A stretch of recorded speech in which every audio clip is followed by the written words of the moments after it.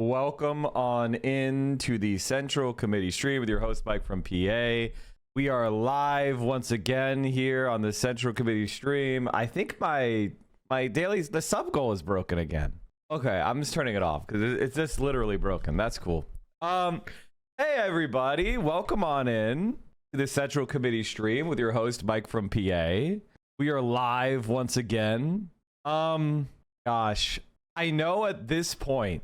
I saw your YouTube video about Majority Report Hassan. Nice pre-watching my goat. Yeah, I know. All right, here's the thing. Mike, what do you think about Zohran hiring DNC freaks? He didn't. He did not.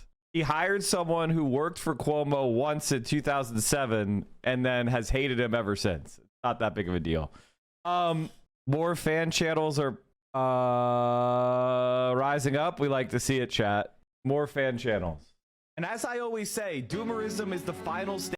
So, all right, let's get started. What are we talking about today? Well, if somebody hates me 100% of the time, they're a piece of shit. There is no exception to the Mike. What is your thoughts on Mike theory is totally vindicated every single time. Now, just last week, I asked Contrapoints, Natalie, question, are you a liberal Zionist? And then I was blocked. Now, I don't know why I was blocked for this question. This question was factual. It was like, I don't understand how you could block someone for that. Like, how the fuck can you block someone for asking if you're a liberal Zionist? And then a week later you post, and this is why the first topic of the day, well, maybe not the first topic, but a topic we will be covering today is Contrapoints goes mask off as a Zionist. And she is of the Ethan Klein School of Zionism. The Ethan Klein School of Zionism is, you guys didn't even stop us from doing a genocide, and therefore Kamala Harris lost. You guys are so powerless and ineffective.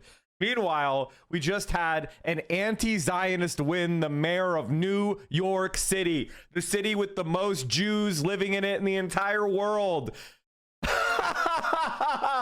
Who was endorsed by the most prominent Jewish politician in the city.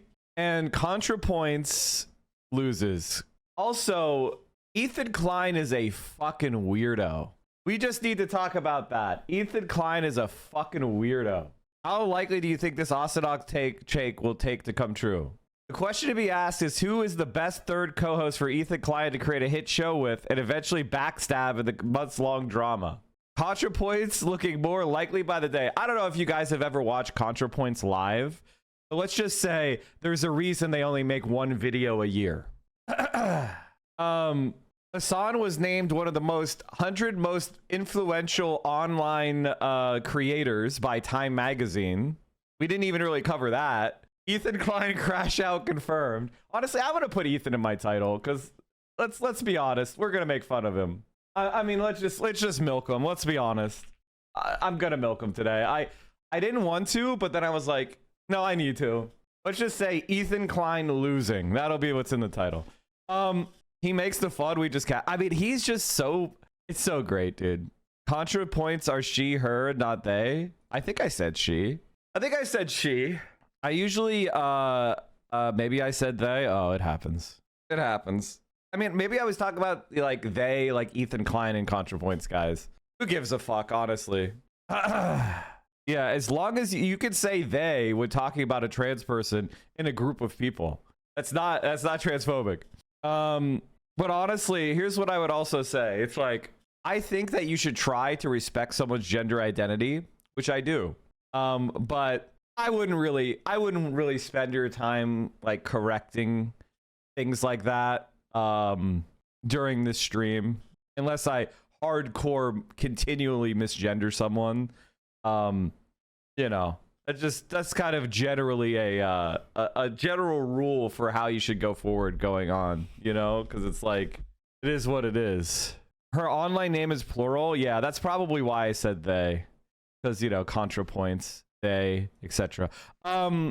Also, Contrapoints is really a brand name for a whole organization, you know, producers, etc. So, you know, writers, because, you know, let's be honest. Anyway, let's not fall down a rad lib rabbit hole. So let me pull this up real quick, chat. Killing 60,000 people is probably the worst atrocity of the last 2 years, but in the scope of modern history, it's unfortunately far from unique. Chat, when you read this, this is what I knew that Contrapoints is a Zionist. Because when you read this, you're like, first of all, 60,000 people? That's an undercount. Israel doesn't think it's 60,000. Nobody thinks it's 60,000. And then said, is probably the worst atrocity of the last 2 years. So she's implying that there's things that are worse. It's things that are worse that are going on right now. So right off the bat, this is an attempt to downplay the Gaza genocide by undercounting the casualties and then implying that there's other things that are worse. And then, in case you were not, if you were like, wait, is she doing which I think she's doing? She's helpful in that she clarifies it by saying, but in the scope of modern history. So she's saying, not like ancient genocides, not genocides from the Middle Ages, not the Crusades, not the Huns or whatever. She's saying in modern history, right? So she's saying it's not that recently. If you measure it against recent atrocities, it's not that bad. Because the unfortunately is a meaningless filler word. You could just delete that because it doesn't change any of the meaning. So it is far from unique. So this is, as I said at the time, genocide apologia.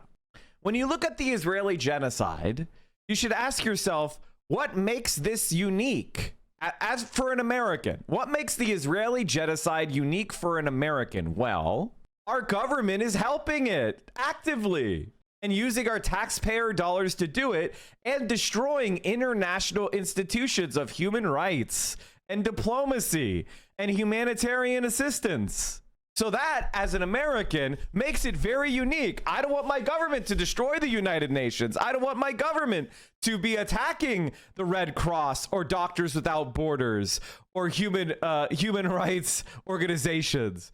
That's what makes it unique, Natalie, you fucking Zionist scum. I said I thought she had grown out of the Islamophobia, but it turns out that was just wishful thinking. We just had hundreds of innocent civilians massacred trying to get food because they're starved in concentration camps. I was weirded out that Contrapoints started to push the idea that anti-Semitism is a big problem on the left, just as a major Islamophobic attack was happening to Zohran Mamdani. Yikes. That's the other thing. It's to be like, right after Zohran wins the primary, as an open anti-Zionist, constantly being attacked by the mainstream media and the Democratic establishment for not being pro-Israel, he wins in a landslide over Andrew Cuomo and the incumbent governor, which, ladies and gentlemen, do you know how often somebody beats an incumbent politician? That's the thing that's crazy. He's going to win in a landslide over an incumbent while also running against the establishment and the Republican Party. Like, this is fucking unprecedented. This is like, if you should be looking at Zohran Mamdani and going, wow, oh my God, the political possibilities are endless. They're incredible.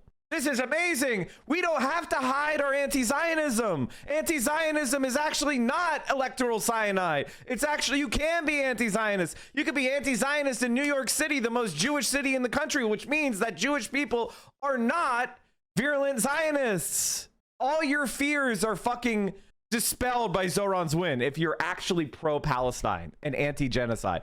And that's when Contrapoints decides to emerge from her fucking cocoon to start I'm just here to criticize the left on its anti-Semitism. What the fuck are you talking about? Like, what? Yeah, I'm gonna come out here and start lending credence to the idea that anti-Zionism is anti-Semitism. Right as Zohran wins, right as the left is finally coming into its own and getting another surge of popularity because of our principled position on Palestine, we told you so, right? This is when Natalie wants to come out and emerge into the discourse. You fucking Zionist. We know what you are. So I asked her, Natalie, question. Would you consider yourself a liberal Zionist? I didn't say you are a disgusting Zionist freak and a genocide apologist. I asked her the question, would you consider yourself a liberal Zionist? And the response we got immediately was that. In 2025, if a person is not coming out and saying Israel is a genocide apartheid state and the United States should sanction them and withdraw all military aid. They're a genocidal maniac, and they should never be supported for anything. Now, if they're a regular person and they don't really pay attention to politics and they're kind of, or foreign, like, and they don't know a lot about this, I find that to be fucked up, but it is what it is. That's different than coming out, being a political content creator who made their bones riding the Bernie Sanders wave of 2019 and 2020, you know, who called you, you know, who postured as a radical socialist / sock dem for years. That's different, right? You can be expected to be held to a different standard than some random guy. New York City mayoral contender did back measures condemning Holocaust, supporting Israel. Like, they went nuclear on his ass. They tried to imply he was a Holocaust denier. They said he was an anti-Semite, literally. And they fucking lost. And this is the moment when you want to come out and say anti-Semitism is all over the left. Fuck you. Wait, let me fix my title, chat. Contrapoints comes out as a Zionist during meltdown. So I know for a fact, without a shadow of a doubt, that it was my questioning of, are you a liberal Zionist, that created this meltdown? Because I went viral multiple times making fun, fuck you, Twitter, making fun of Natalie, or like questioning her Zionism and being like, huh? Let me see if I could find it. I think I posted a screenshot. Okay, that's that. Hold on. When are we getting a video on Israel-Palestine from you? Never. Y'all would fucking hate it. Is this Contrapoints coming out in favor of Israel's genocide in Gaza? I'm legitimately at a loss for what that could mean, for what this could mean without that conclusion. Now, I think if she were to make a video, she would have been critical of the pro-Palestine uncommitted movement of last year, those who did not support Kamala because of the genocide. Hashtag never Harris. Now, okay, chat. I need to make a video. I've been thinking a lot about politics and why I'm better at it than most people. And the answer is that I understand the concept of loss and I know how to grieve. I'm actually quite the sentimental person. I'm actually quite the softy deep in my heart. That's part of why I'm a left winger and not a right winger, because I do have that angry, gear. I do get pissed off. I am pugilistic, but deep down inside, I'm a gentle, loving person. That's me. So that's what makes me a lefty. Now, I bring this up because a lot of liberals deep down inside are ice cold, disgusting scum, and they feel nothing. But most people are like me. Most people are a little bit sentimental. Most people have a little bit of a soft spot, something that tugs at their heartstrings, that makes them gentle, makes them weepy. And so politics is one of those things in life where the outcome is incredibly important. What people decide to do with power is incredibly consequential for millions or billions of lives. And the possibilities that you could have happened but then didn't because of a defeat are incredibly painful. You also have the uncertainty. So you get to imagine, you get to hope, you get to fantasize about what if. This is the thing about politics, is that there's both the anticipation of victory and the sorrow of defeat. It's not for the weak. And I think a lot of people aren't built for it. A lot of people, you get involved with politics because somebody draws you in, and you pile on hopes and dreams, and then they lose and fail. And it's like a death. It's like a breakup. It is a traumatic event when you put your heart and soul into somebody and you believe in the possibility, and then they do not succeed. And even worse, your enemies are empowered, and your enemies do worse shit than you could possibly imagine, and they're doing all this harm. And so instead of this future, this positive future that you had invested your heart and soul into, you have ashes in your mouth. You have pain and sorrow and defeat. I think a lot of people are not built for this. They are not built for this, and they become traumatized by it. What the headline? Yeah, unfortunately true, chat. We're going to be going into it more. I put it like, I think to explain what a lot of people go through during political debates is to analogize it to having a soulmate who died. Now, it's not really like that, but that's how so many people feel it. It's like meeting the love of your life and they die, you know, they die going to pick up the tuxedo before the wedding, right? Like you're going to be fucked up for a while off of that. All right. Now, as somebody who has handled loss, death has been part of my experience since I was a small child. You know, honestly, and I don't know how to explain this, but I'm just going to say it. If it sounds cringe, so be it. I think when I was growing up, because we would move across the world every 2 to 3 years, and I would just, as a kid, I would lose all of my friends, because this was before the internet, chat. Like I wasn't calling people long distance to do an 8-year-old talking to my best. This is before AIM. This is before the internet. Okay, like I just had a best friend and then I didn't. I think that experience of being in a military family in that era taught me how to handle loss. You know, I had a dog I loved die when I was 12. These small experiences of loss as a child. I had a aunt that my family used to love, spending a lot of time with, suddenly catch lung cancer and die. She was not a smoker. One of the only aunts I had who didn't smoke caught lung cancer and died horribly in her 40s. I had a first cousin of mine died of a drug overdose when she was like 31, and she and I used to she had been battling alcoholism and drug addiction, but when we were growing up, she was one of my friends. We had been really close when I was like, you know, 8, 9, 10. I'm just pointing out. And then, you know, I ran for office myself and lost, right? Like, all I'm trying to say is that because I've had these experiences of loss and grieving and disappointment, I have formed this shell of determination.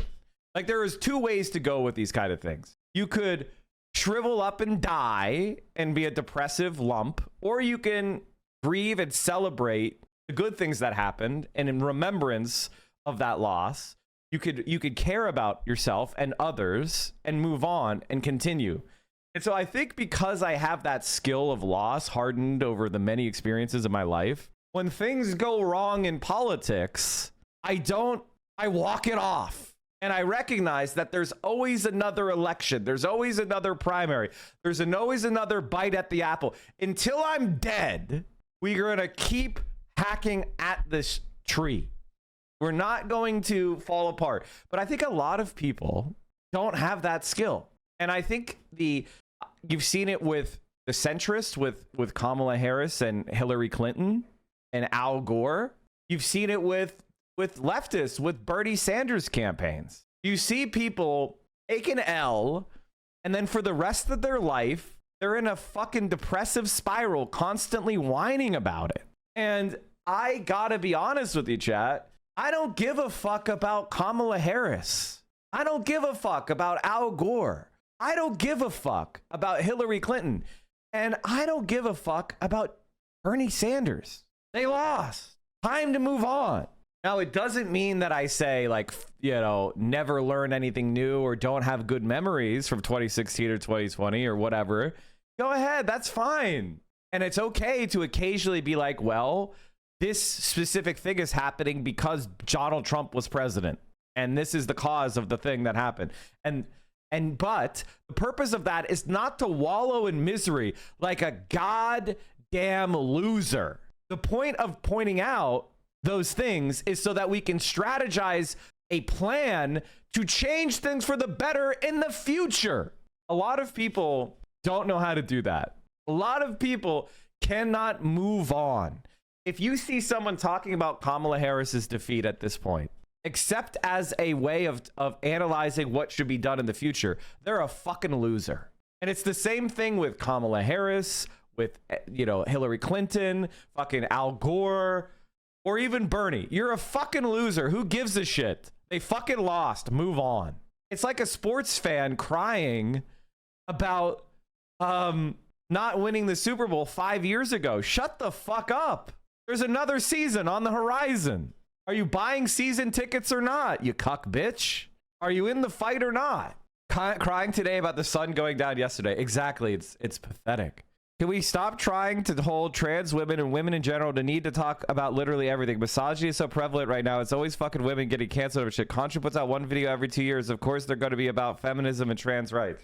I'm going to go ahead and disagree with you there. That's misogyny. Women are people, and I judge them by the same standards as I do men.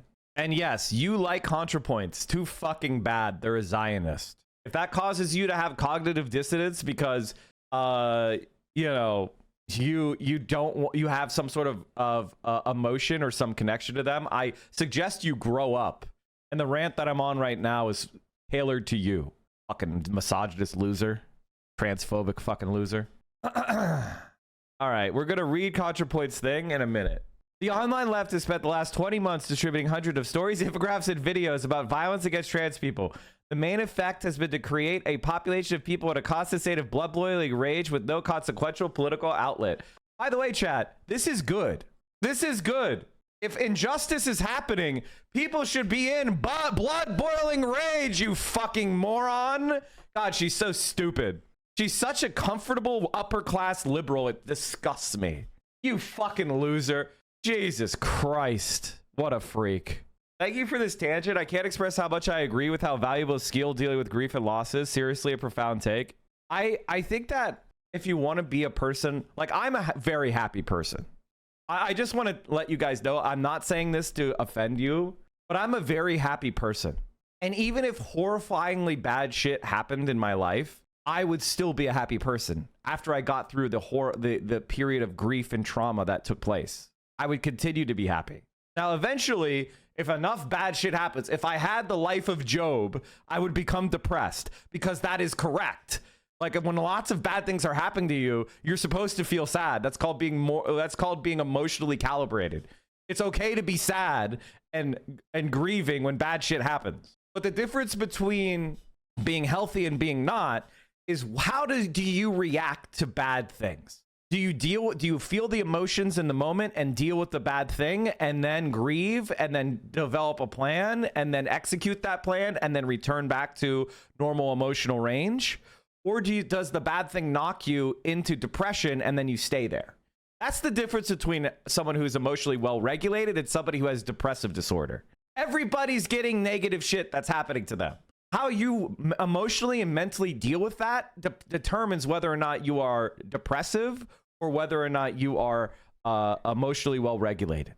And so, like, we all need to work on that. And I, you know, maybe this is my most right-wing take, but I believe in cognitive behavioral therapy and thinking about your emotions from the point of view of an objective observer. Trying to describe, one of the things I think is most useful in my mental health is I will rationally talk through what the idea is behind my emotions, right? This helps me so much with managing anger, managing like other types of negative or emotions that are I feel are inappropriate or you know, outside of scale of the problem.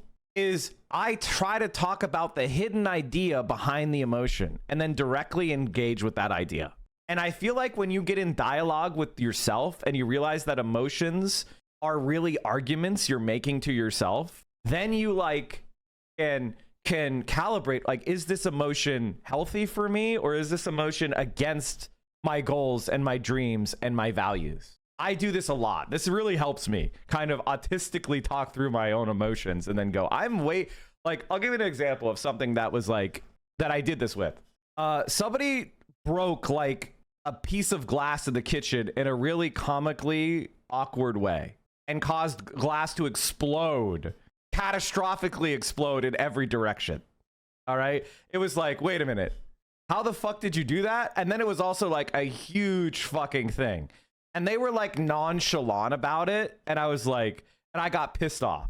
And I was like, you need to be more careful. I don't want anybody to get cut. And I was like, I was kind of mauling about it a little bit in my mind. And then I was like, okay, what is the idea here? The idea that I'm kind of reacting to is they don't care and somebody's going to get hurt, right? That's what I was getting mad at, that they're not caring about what they did and somebody's going to get cut, right? So that I was getting really pissed off about this imagined future that did not occur. And I was like, why are you getting mad over this? This is ridiculous. Just help them clean up the glass, you know? And that's that. Like, stop getting mad over this. And that's it. And I was like, no, they do care. They are cleaning it up. They are apologetic. And no one's going to get hurt because we're going to be thorough. It's not that big a deal. My feelings aren't something that my feeling was out of scale for the reality. I just dialogued with myself that I was like, yeah, like, help and stop being stop overreacting to this incident. And I was like, yeah, I was overreacting. And this all took place in my head. I didn't say anything to the person like, will you pay attention? I didn't do anything like that. My parents would have done that to me. That's where this emotion came from. Because when I was a kid, my parents would overreact to things like that. Like, my parents would overreact to like breaking a lamp or breaking a bowl, or you know what I mean, or spilling something. They would always freak out and make it a bigger deal than it was. So whenever somebody has one of those things, my first instinct is to kind of like go like, ugh, waiting for the meltdown, right? And so I'm trying not to be that person. I'm trying to be like, don't be that. That's fucking cringe as shit, dude. It's the distinction between morphing your reality to justify your emotions versus feeding into your emotions based on whether they are justified by reality. Narcissists really struggle with this. Yes. I think one of the things that is helping me be a better person is what I just said with cognitive behavioral therapy, which is challenge the idea behind the emotion. And sometimes, chat, I will be honest, I agree with the emotion and I lean in. Like, for example, the emotion I have toward Contrapoints, I agree with the argument. She's a genocide apologist and a Zionist, and that person is a scumbag piece of shit. I agree with the thought behind that emotion. I'm gonna lean in. Anyway, I'm just talking about being emotionally healthy, learning how to grieve. And I feel like, also, for example, when you were butthurt for like 2 to 3 weeks after the election because you thought you didn't get the flowers you deserve for being right. I mean, I didn't, but a lot of people did give me credit. A lot of people did give me credit. And the funny thing is, the people I like the most are smart. I like smart people. All right, let's, before we rage into Contrapoints, because I want to chat, the #1 story of this stream is Contrapoints meltdown. So I want to make sure we cover it at the peak viewership when everybody's awake, right? Like, I don't want to repeat myself. So basically, you know, in an hour or two is when I'm going to like completely go into it, because I think we need to kind of go nuclear on Contrapoints, and I'm done with them. So I'm just letting you know, right? Carvin Knackle did a video on BreadTube. I know, such well timed. This was literally a day before Contrapoints did. So like, it's like either bad timing or good timing. I think it's bad timing because he can't react to her thing, which is super. That's a bummer. But yes, I did actually see this. So Contrapoints is just the worst, and she is just one of those people who is a white moderate, just like Martin Luther King Jr. said.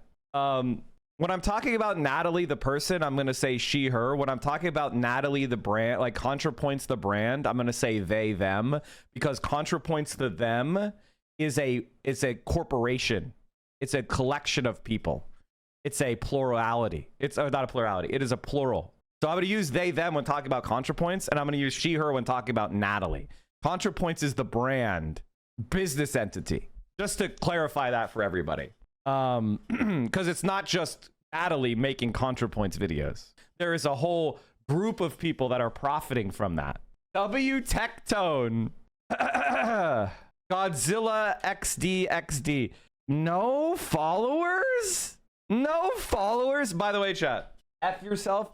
This guy knows that no one would ever like him. This guy just knows. 2016 account. He's learned in life.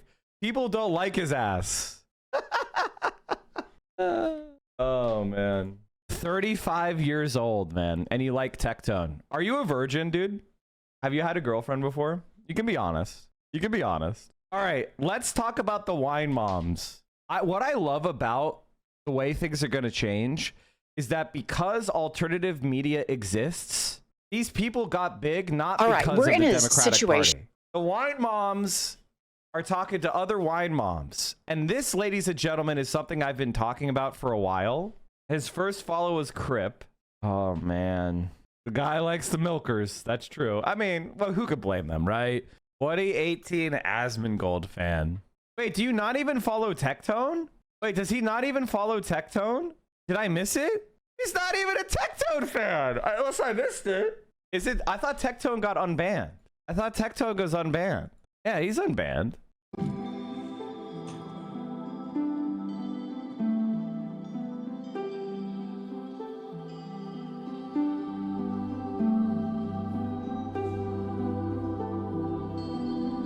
Anyway, okay, let's get on the story that I was talking about. I just want to be like, that's so funny. He's not Tectone W, not even a Tectone fan, which I get it. I get it. The guy's fucking stupid.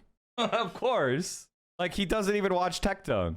In American politics right now, where I think everyone is sick to death of propaganda.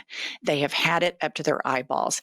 And I always lean to look at this New York City mayoral race. Don't ban him. He's making a point. If you ban him, you're proving his point, saying W Tectone is on him, not you. What the fuck are you talking about? I can ban whoever the fuck I want for any reason or no reason at all. I get to make my community the vibe I want my community. If I don't want rapists in my community, I will remove them from my community. Not like this guy's gonna make an intellectual point. He's a subhuman scumbag. Like, who gives a fuck? If you watch League streamers that don't follow I'm a Cutie Pie, you're sus as fuck to me. He's the only normal guy who regularly interacts normally with women and has decent political takes. Yeah, I mean, that sounds about right. Like, I ban who I fucking want at complete arbitrary reasons. And the reality is, I value intellectual engagement, but they can't do it. They're not qualified. They're not capable. You think Asmongold wants to debate me? You think Ethan Klein wants to debate me? 100% occupying their mind, but they don't want to overly engage with me because they know I'm not going to be hurt by it. Like, Asmongold and Ethan Klein and Destiny have tried to cancel me the last 3 months. I want to show you something, chat. They've tried to cancel me. This will eventually work. Does it look like it's hurting my followers? Does it look like it's affecting my stream in any way? Negatively. Like, look at this. It is fucking July of an odd year. Look at these. Look at my June 2025 numbers are like my second best ever month. How does that make sense? They failed. They completely failed. I mean, in November, in the elections, they have completely failed to do anything to harm this channel. They know they can't. When a channel gets harmed, here, I'm going to show you an example of somebody, by the way, somebody I hated before everybody else, Pirate Software. Mike was right about Pirate Software. I was the first anti-Pirate Software guy. This is what being hurt looks like. All right, this is what being hurt looks like. Negative 30,000 followers this month. My God, that's crazy. He was making like 10,000. He maybe was getting 100,000 followers a month. That's a fucking insane number. Now he's losing 5,000 followers a stream. That's crazy. So there's a reason why Ethan Klein and Asmongold and Destiny spend a lot of time thinking about me, but not very much actually dealing with the arguments I make. They try to find moments where I'm like worked up to take out of context or something like that, but they can't actually make an argument against me. I think they actually did the opposite. They gave you motion by talking about you, and now you're getting more popular. Yes, I know, but they can't help it. They have to obsess because I'm right and they're wrong, and they know it. I'm smarter than them and more effective than them, and they know it. And they're mad. That's it. Now, Asmongold, I'm not talking about Asmongold. Like, listen, Asmongold understands the right.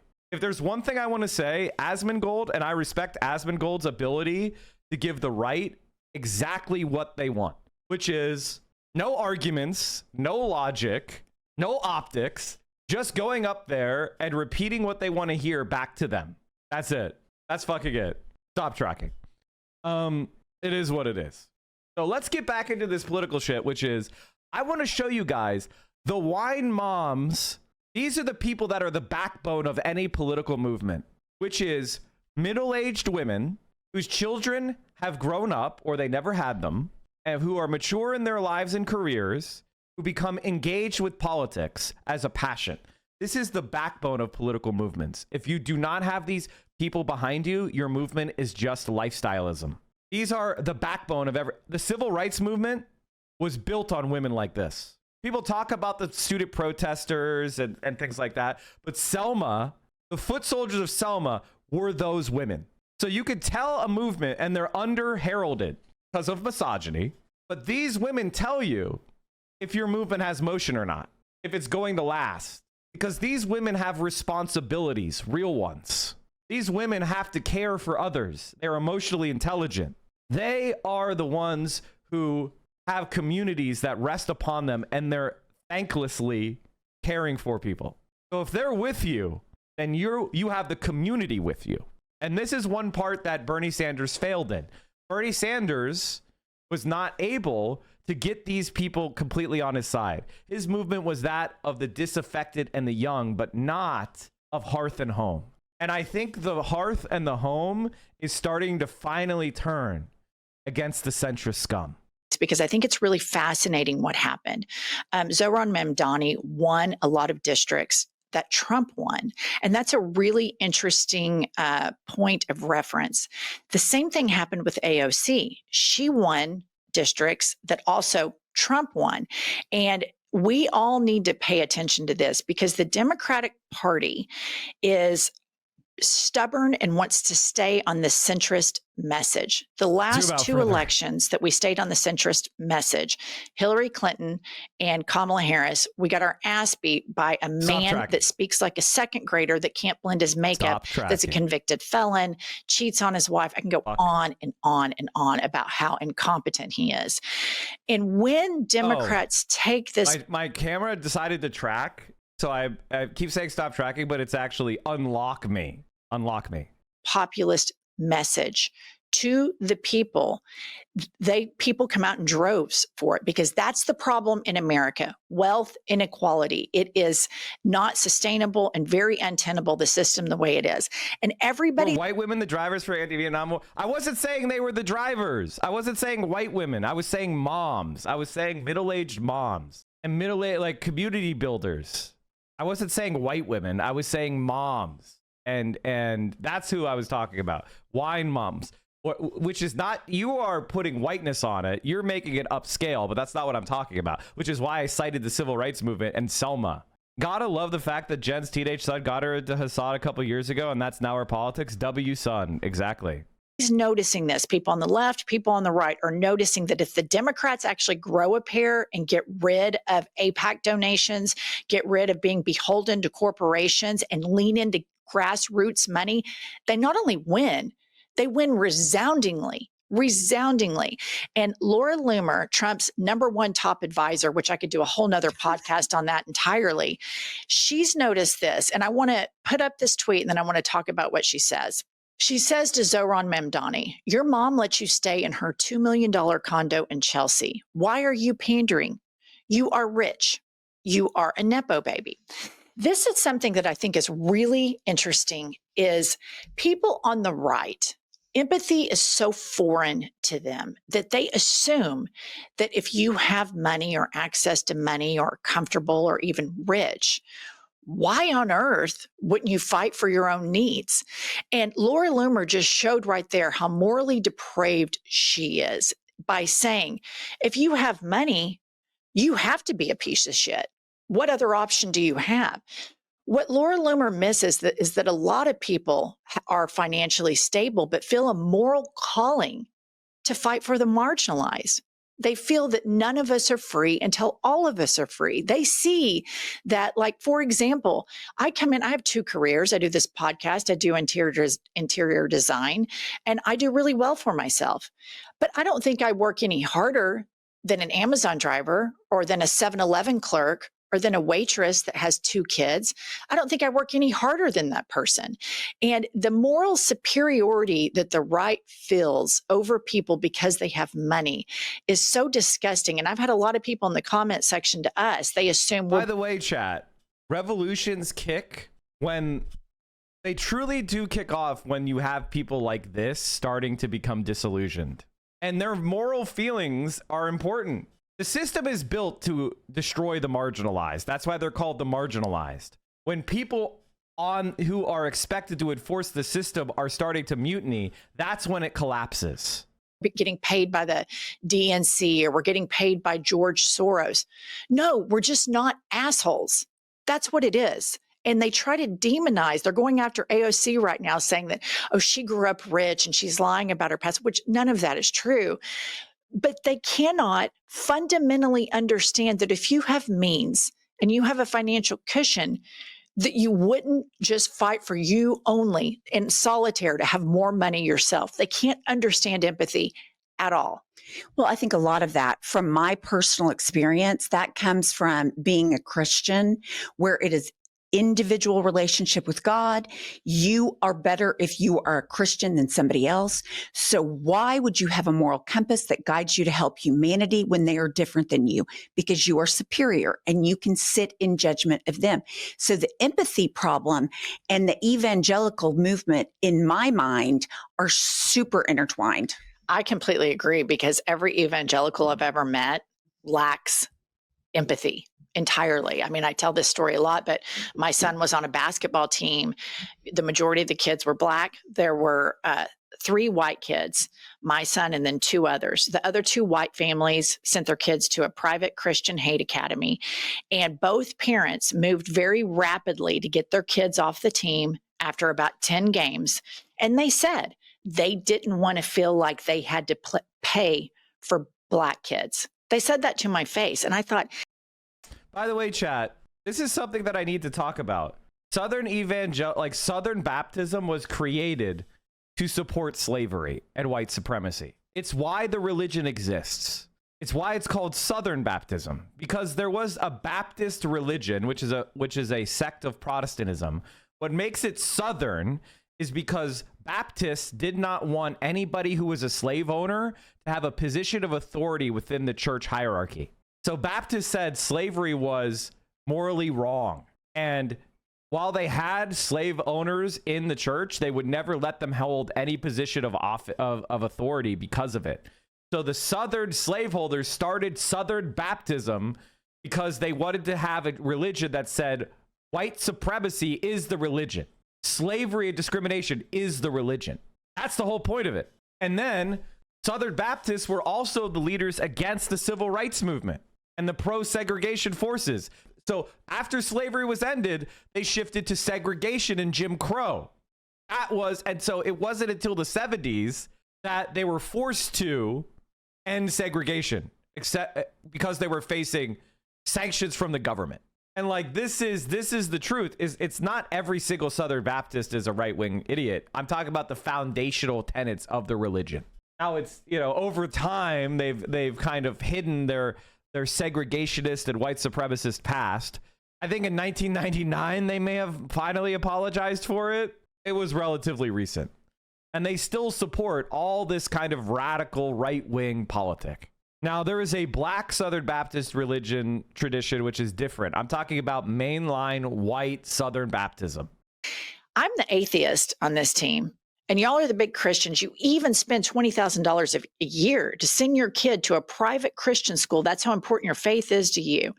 And in this moment, you're just an abject racist. Are you kidding me? So living in the Bible Belt, I have seen that evangelical Christians in particular, and this doesn't extend to Black Christians because they had to lean into more the MLK human rights, but the white evangelical Christian movement is just, it lacks morals entirely. And being around these people, I literally had a physical reaction. Like, I don't want to. She's right.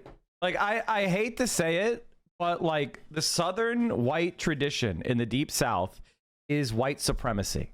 White people from, say, Alabama are different than white people from, say, Philadelphia. It's actually just empirically true. You could just talk to them and you will get a different result. I'm not saying white people in the North are suddenly like anti-racist good people all the time and don't ever do anything bad. No, there's plenty of racism in Philadelphia. But when I'm talking about like pure racial like politics, the South is different. The South is different. Be in a room with people that treat other human beings this disgustingly because of the color of their skin. Little Black basketball players. How depraved are these people? All right, next up we have Tucker and Marjorie Taylor Greene commenting on Zohran Mamdani. I was the only person in the New York City mayor's debate to say he wanted to focus on New York City. All the candidates were asked, if you could visit a foreign country, what would it be? And they all, of course, all had an answer. I think most said Israel. Great. And he said, I wouldn't go anywhere. I'd stay in New York. And like, if I want to meet Jewish constituents, I'd go to their synagogues, their homes or whatever, but I'd be here in New York because that's what I'm doing. I'm running New York. That's my job. Well, he gave the right answer. He gave the right answer. He gave the right answer. At least. Wow, those two together, it's pretty gross. But, the thing about it is. But the thing about Marjorie Taylor Greene and Tucker Carlson is they are where they are because they can read the fucking room. And they can read the room of white racists. They know where the Republican base is. That's why they're dangerous. But they're also pure fucking evil. It kind of piggies back on all of this thing. Number one, they can't understand empathy. And number two, they cannot understand why people of New York City would vote for a brown man. He is not a Christian.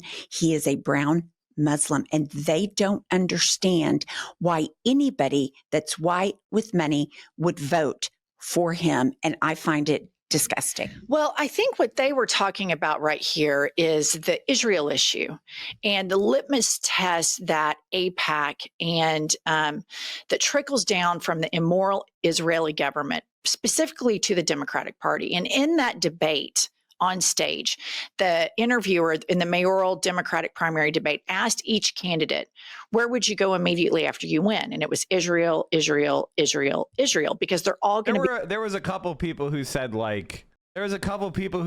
Mexico. I think somebody said, I think someone else said, not everybody said Israel, but all the right-wing Democrats said Israel.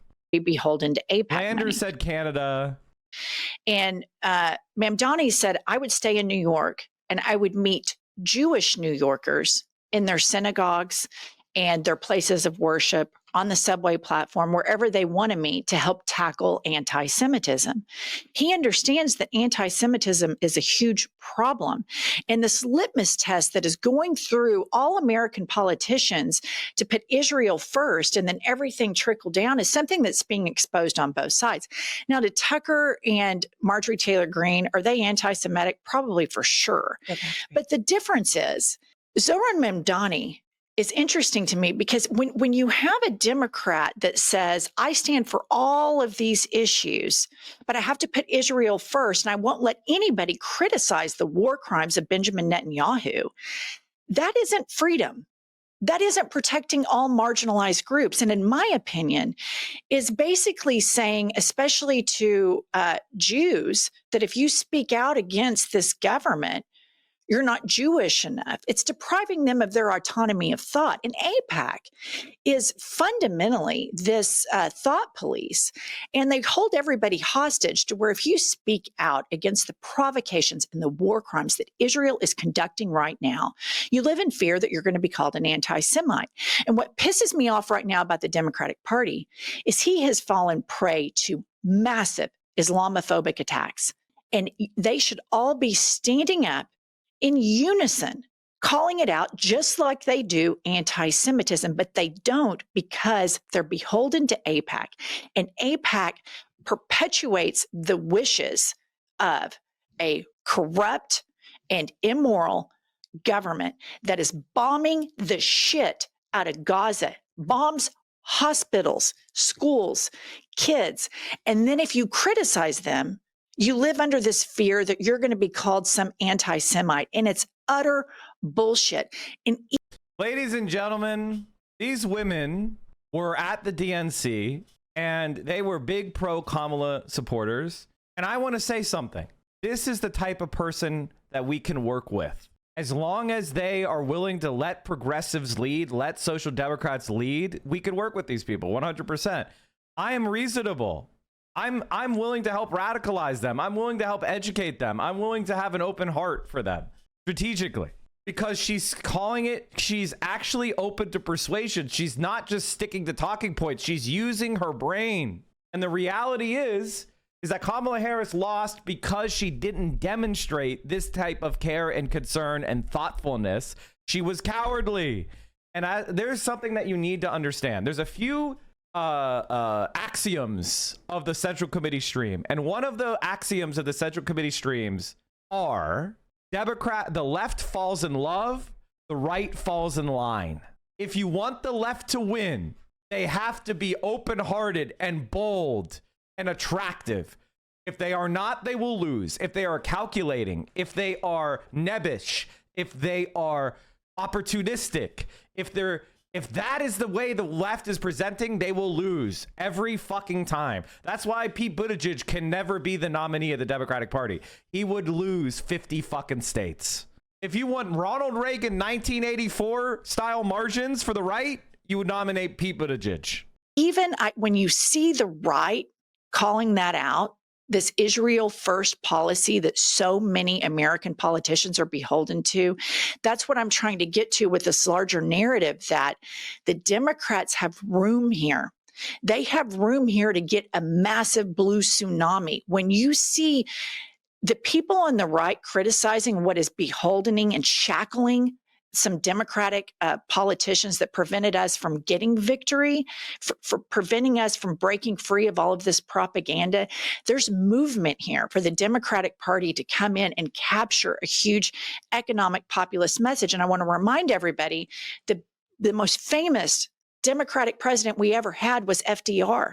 Yep. And he was an economic populist. He was so popular. That's why we have the amendment that limits it to 2 terms, because these policies, the economy thrives, the people thrive, everybody's happier and healthier. And here we have next up hockey. Oh, we love to see it. We absolutely love to see it. And she's right. She's right. She's absolutely right. 100% correct. The reason why the term limits were put in place was anti-democratic. And it was to stop the left, because remember, chat, the left falls in love.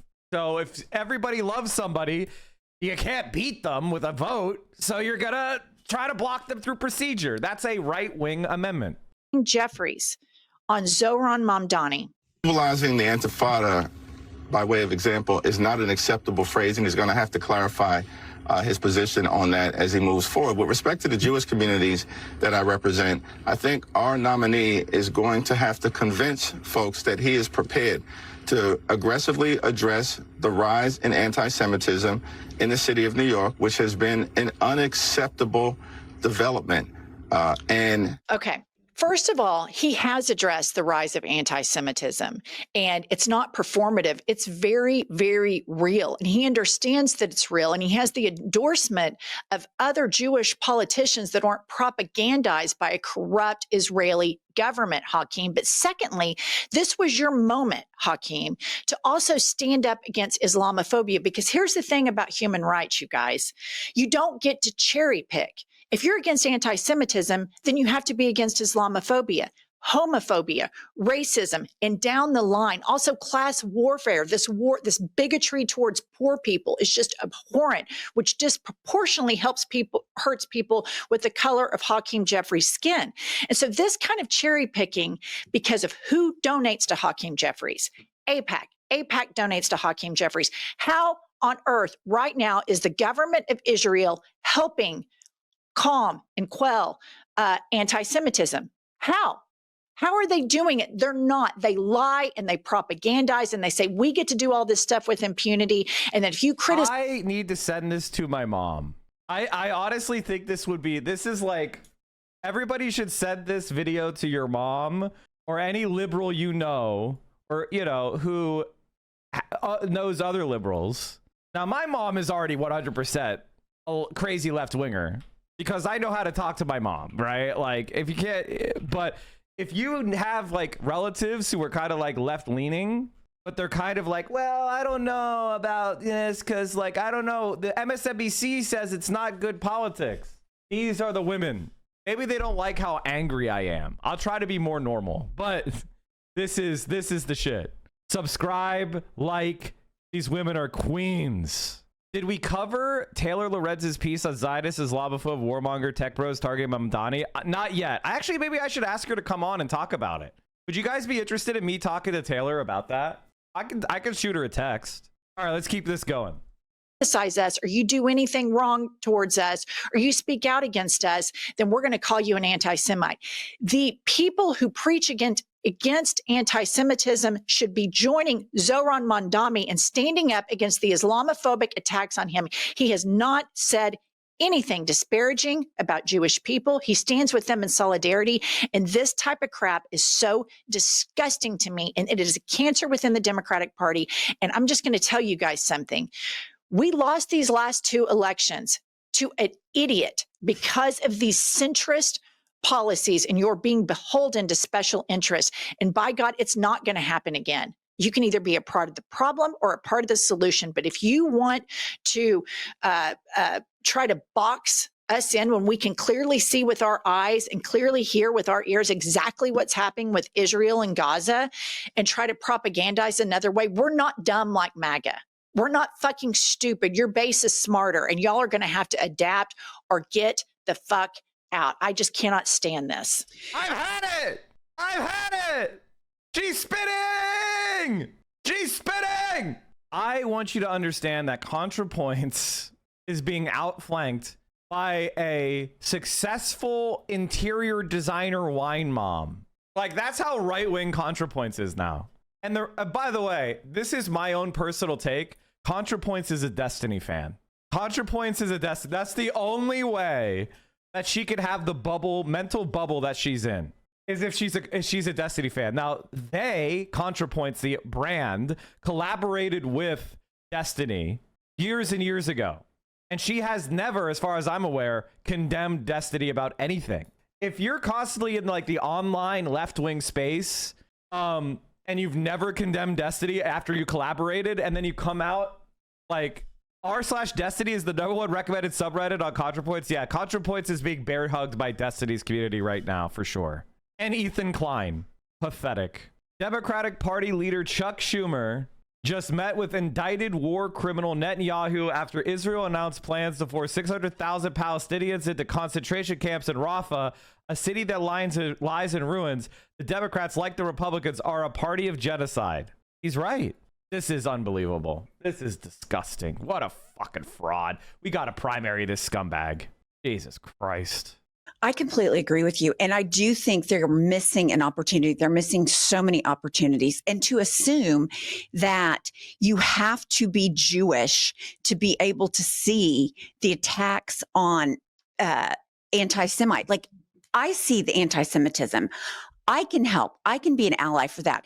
These people, everybody needs to work together, just like you said. And just because he might be Muslim does not mean he cannot understand the Jewish plight, because he has the same thing on the other side in the Islamophobia. Why don't they call out the anti-Semitism in MAGA? Exactly. Do you know what I'm saying? Like, if you're truly against anti-Semitism, then call out the anti-Semitism in MAGA. Call it out.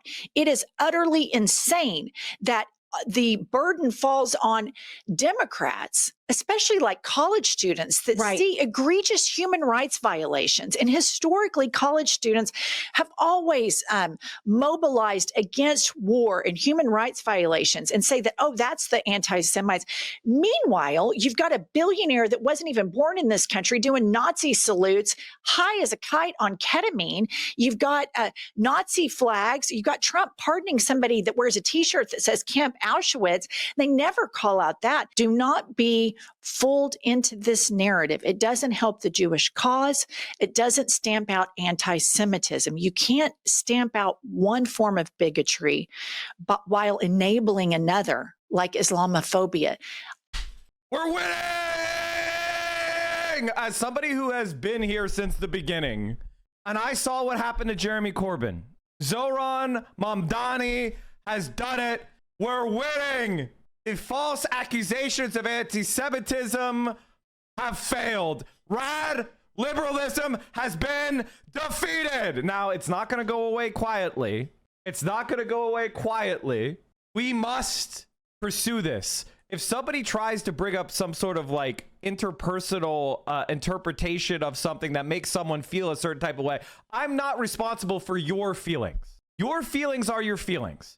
I am not responsible for other people's feelings. Now, I'm not saying that I should be harmful to you or abusive towards you or lie about you. But if I state something that is true and I can verify and it makes you feel a certain type of way, that's your problem, not mine. And so we cannot allow people to go, well, somebody's feeling bad the way you're pointing out how Israel's killing kids. It's making them feel a certain type of way. I hope you feel a certain type of way. Because if you support it, you should feel shame. I want you to feel bad about yourself if you support Israel. Fuck your feelings. So I guess the Democrats have so effectively destroyed their own power through limp leadership, they can't even propagandize to their own base anymore. Correct. And look at what the centrist Democrats are telling you. I used to get yelled at for this take, saying that Democrats, vote blue no matter who, only goes one way. It only goes one way. Shouldn't your bitch ass be out making women uncomfortable? That was called a woman I was dating and I bantering 6 years ago. When's the last time? Like, that's what I mean. You guys are in a fantasy. You're in a fantasy. You're in a complete fantasy. A fantasy where you're cool. A fantasy where you guys have any influence over anyone that doesn't matter. Like, you guys, I'm sorry, but it ain't happening. Zoom out further. They don't even believe what they're saying. Of course they don't believe it. His name is Weeblord. Get back to your gotcha game and jerking off all day. The current DNC chair, Ken Martin, fellow Minnesotan, used you as an example in saying the party is a big tent. It can welcome people from different ideological, geographic perspectives. I think he used the example of you couldn't win a race in Ilhan Omar's district and she couldn't win a race in yours. Is there room for you and Mamdani in the Democratic Party? You know, I think it's a fine question. I think it's one that many Republicans have been asking about, whether there's room for traditional conservatives in a party now led by MAGA Republicans like Donald Trump. The answer ultimately, I think, is no. You know, we do share many of the same values. In fact, most Americans share a lot of the same values. But as a political party, yes, you want diversity. You want some differences of opinion, perspective, life story, politics, and experience. But when you have socialists in the Democratic Party, I don't know how anybody could argue that that would be beneficial for the party or for the country. Therein lies the great challenge. Same thing on the right, Omar. Is MAGA the future of the Republican Party? If it is, there is going to be a new, grand, successful third party in America, because the overwhelming majority of Americans want neither far left or far right politics. They want decency, they want common sense, competency, and cooperation. And no party right now is elevating candidates who represent those ideals. I can say this. I told you so. Did I not say? I've said this. The moment that the left wins a fair primary, vote blue no matter who goes out the window, and the centrists will leave the party. If you were a vote blue no matter who person, you are a fucking dope. And you have been for a long time. Now, personally, this makes me want to primary them more. I think we could take over the Democratic Party completely. I want them to try to start this little third party. It would be fucking hilarious. Have Dean Phillips and Elon Musk try to start a third party. Take every centrist Democrat, switch to the America Party. I would love it. Please, please. I want that to happen. I want that to happen. VO has brought me turnover again. Ooh, look at this. Thank you, VO. Like a little fruit turnover. Not hungry right now, but thank you very much. Looks good. What is this? I'm keeping it. Thank you. Unasked for, chat. Unasked for. Brawless. It's important to understand that when Zohran wins the nomination, all the centrist Democrats will immediately decamp the party and work to elect a Republican/Dino. They don't care about vote blue no matter who. It's about power. Oh, hey, look at that. Another Mike was right moment. I'll be streaming Night Lord later. Oh my God, this is amazing. Greasy, dude, your name is Weeblord. Man, people who called themselves Weeblord 420. Oh, fuck, dude. He's more dry. Yeah, my hair is too dry right now. You guys don't even, like, can't you see that it's actually too dry? It's like the opposite. What the? These guys are so fucking stupid. Be like, your hair's looking like a rat's nest. Say something like that hits. Hassan is getting ass raped live in 4K. Someone stop it. It's so funny for right-wingers to say face the wall. When you guys lost, you lose every time. You lose every fucking time. Holy shit. That's so funny, man. Scoreboard, dude. Holy fuck. I love it, man. Like, I love right-wingers because right-wing thought is about fear. They only act this way when they feel like there's impunity or they have some sort of tactical advantage. They are the most frightened little boys Actual sex pest chatter.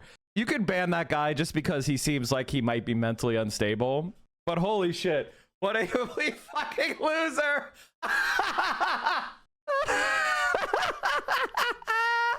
By the way, Lobos and I know each other and we're bros. You can't even find people to follow who like you. Oh, holy shit, that's so funny. Holy fuck, that's funny. Friendless. All of those bigotries live together in the same space. So we need to be really. By the way, chat, by the way, mods, you could ban that guy. It's funny for me to make fun of them, but in general, they seem like, I mean, can we just be honest about suicide rates in this country? Can we be honest about suicide rates in this country right now? Conservative white men who are downwardly mobile, meaning that they are worse off than their parents, are killing themselves in droves or dying other deaths of despair like drug overdose, and is the result of capitalism. That is the result of the conservative politics that he supports. They're making themselves unfuckable, friendless, with no economic possibilities. No, they are killing, like his politics. This guy, and I want to say it's bad. I don't want this guy to kill himself, but statistically, he's in an extremely high risk category. Friendless, no girl, and obviously all of us, if you want this guy to be healthy, please peepo smile in the chat. Please peepo smile in the chat. I mean, a white American veteran, I mean, that has the highest suicide rate in the, like, male, a white male veteran, that's the highest suicide rate in this country. I want that chatter to, like, get help, because I could feel that they're at risk right now. I could just feel it. After interacting with them, I know it. Really cautious and look to these Democratic leaders that are not defending him.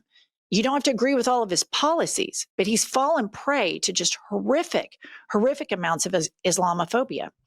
I completely agree. And the thing about it is, why can we not do two things at once? Walk and chew gum. We can protect everybody's right without being super pro-Israel. Like, Israel is different than Jewish people, particularly Jewish Americans. And just because they have a government that's going after innocent civilians does not mean we have to support them and can't support the Jewish people. I don't understand it. It would be, it's the same equivalent of, I don't want people judging you and me based on what Donald Trump does. That's Our right. government is nuts. Like, look at this data, chat. Suicide rates are still elevated among men and women veterans relative to their civilian counterparts. The suicide rate for male veterans was 44% higher than non-veteran men, while the suicide rate for female veterans was 92% higher than for non-veteran women. In 2024, 6,136 male veterans died by suicide. My goodness. I want to get those guys the help they need. They're completely psychotic and nuts. They're lawless. It's a crime syndicate, but that doesn't represent me. And the same thing with so many Jewish people, Jewish New Yorkers, Jewish Americans, Jewish people that might happen to live in Israel. A lot of people are free thinkers and have autonomy of mind, and they disagree with everything that Benjamin Netanyahu is doing. But this is a time in American politics where it's time to just cut through the bullshit, cut through the propaganda, and cut through all of these politicians that are so beholden to Israel. We're supposed to be the good guys. Right. And to seeing what this man is doing to Gaza and the fact that he got warning about the attack beforehand. And by the way, chat, let's finish this and we'll talk about suicide and more. Just wants to cling on to power. I'm sorry, I'm not down with that. And I'm not down with anti-Semitism, and I'm not down with Islamophobia. And they don't get to define what we can critique and what we can't critique. AIPAC doesn't get to define that. We do. We are the free thinkers, and so are many Jews, so are many Muslims. All right, I know that's a lot, but I think it's a very, very important subject. That's all we have for today, and we'll see you all later. What a queen. What a fucking queen. And just to, like, make that point, among veterans receiving veteran health administration care, those who had limited economic resources consistently had elevated suicide rates. Veterans in priority group 5, which includes veterans eligible for care because of low income, They had the highest suicide rate. So this is literally right-wing politics is killing these people. The right-wing politics of no dignified life, no free college, no free healthcare, no high-quality housing, no economic advancement, no unionization. That kind of right-wing politics is literally killing these guys. Killed in action versus suicide. U.S. military deaths. And this is absolutely, let's go to the end. This is 2021, 120,000 suicides. This is what right-wing politics doesn't want you to see. And that's why people like Asmongold and Tectone, they're far more effective at killing American veterans than Hamas, Al-Qaeda, the Republican Guard. They are the best allies, pragmatically, concretely, in killing U.S. military veterans. They create a society that doesn't give a fuck about you. That's dark shit. That's some dark shit. Scheinbaum is selling Mexican-made chocolate, honey, corn, beans, and other products into state-owned grocery stores. Today begins the commercialization of the chocolate of well-being sold in new state-owned stores and sourced from the cacao harvested through Mexico's Sowing Life program without preservatives or artificial sweeteners. The milk of well-being was also announced. La miel de chochola se va a todo el país, se compra a precio justo y Alimentación para el Bienestar se encarga de distribuirla. Anunciamos también este otro programa que es Maíz para Todos, y todo esto apoyando a los agricultores para que se siembre más maíz, se produzca más maíz, se siembre más frijol y no se deje de cultivar la miel. ¡Que viva Yucatán! ¡Que viva México! La miel de chochola se va a todo el país. The State Department and the American government hates this woman, man. And she is beloved by her people. Former DNC spokesperson slams David Hogg, saying his messaging about standing up other organization of primary potential incumbents was problematic. The DNC's entire role is to elect Democrat. It's not to primary them. We should all be focused on taking out Republicans. Oh, is that right? Where's your endorsement of Zohran Mamdani? We should all be focused on taking on Republicans. And I think that's why David Hogg and his messaging about standing up another organization to primary potential incumbents was problematic. And it's also, if you're going to be part of the DNC's entire role is to elect Democrats. It is not to primary them. If you want to pick candidates, go to the DS and the D-Trip and they do some of that work, but the DNC raises money for state parties, and that's not what David Hogg instead was a distraction. I think all of this is a distraction, to be honest with you. We should all be focused on taking on Republicans. The D-Triple-C interferes in primaries all the time. Part of what makes something a party is that they have some sort of ideological plan. I don't care about if you're a Democrat, but you don't want to do anything, I don't care about you winning because I want to do shit with power. If all you care about is the Democratic brand, shut the fuck up and we'll tell you who's the Democrat after the primary. Be quiet. If you don't care, if you're vote blue no matter who, stop talking. We'll come and get you after we win the primary. You will show me how vote blue no matter who you are when it's your time to speak, which is not now, because you think the Democratic Party shouldn't mean anything. You love the Democratic Party no matter what. So shut the fuck up and wait. We'll tell you what you believe. If you object to that, if you say, Mike, no, I have opinions. I have policies I want to pursue, then shut the fuck up. Bernie Sanders put out a video about Zohran. Let's watch that. The more important the issue is, the less it is discussed here in Washington, D.C. We talk about a whole lot of things. Most often stay away from the real issues that impact people's lives and impact our entire society. Let me give you just one example. Today, we are living under a corrupt campaign finance system which is undermining our democracy. And it allows billionaires to control not only our political system, but our legislative process. That's it, bottom line. You think you live in a democracy? Well, yeah. You get one vote, Elon Musk gets one vote, but he also has the ability to put $290 million into a campaign to allow Donald Trump to become elected president. That sound like a democracy to you? Not to me. And increasingly, what we are seeing now as a result of Citizens United and the growth of super PACs, are not candidates debating issues. That's democracy. You disagree with me, that's fine. Let's have a debate. But what you are seeing is competing 30-second ads that are funded by billionaire-controlled super PACs. So when you watch TV, you're on the internet, you see some group saying, citizens for this, citizens for that. In most cases, those are organizations that are funded by billionaires that are spending all kinds of money trying to defeat somebody or trying to elect somebody. And a lot of this began with this horrific Supreme Court decision in 2010. And by a 5-4 decision, the Supreme Court decided that we are infringing on the free speech of billionaires if we just don't allow them to spend as much money as they want to destroy democracy. So that's basically what the Citizens United Supreme Court decision was about. So what's happened since then is that we have seen political spending going up by more than 1,600%. In the 2024 elections, 100 billionaire families on both sides of the aisle spent $2.6 billion. You got that? 100 families spent $2.6 billion. That was double what they spent in 2020. And I have every reason to believe that that is going to go up and up and up. So you're going to contribute $20, which we desperately need, we appreciate, and that is vitally important in maintaining our democracy. And Elon Musk is not going to contribute $20. He's going to contribute $290 million, maybe more in the future, who knows. So what does this tell you about our political system? It tells you that if you contribute like Musk $290 million, you become appointed by Donald Trump to be the most important person in the United States government.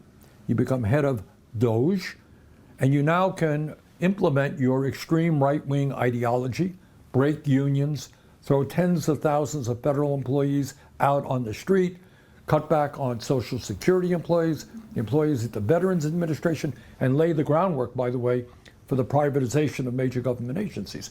That's what you get when you contribute $290 million. But it is not just Elon Musk. In early July, just a few days ago, Republicans in Congress passed, as you all know, I hope you know, Trump's big, beautiful bill, which in my view is probably the most destructive piece of legislation passed in the modern history of our country. And this legislation provides $1 trillion in tax breaks to the top 1%. So all these guys who made campaign contributions, they're going to get it back in spades. You know, you contribute a few $100 million or $10 million, you're going to get that back big time in a tax break. Massive tax breaks for large, profitable corporations.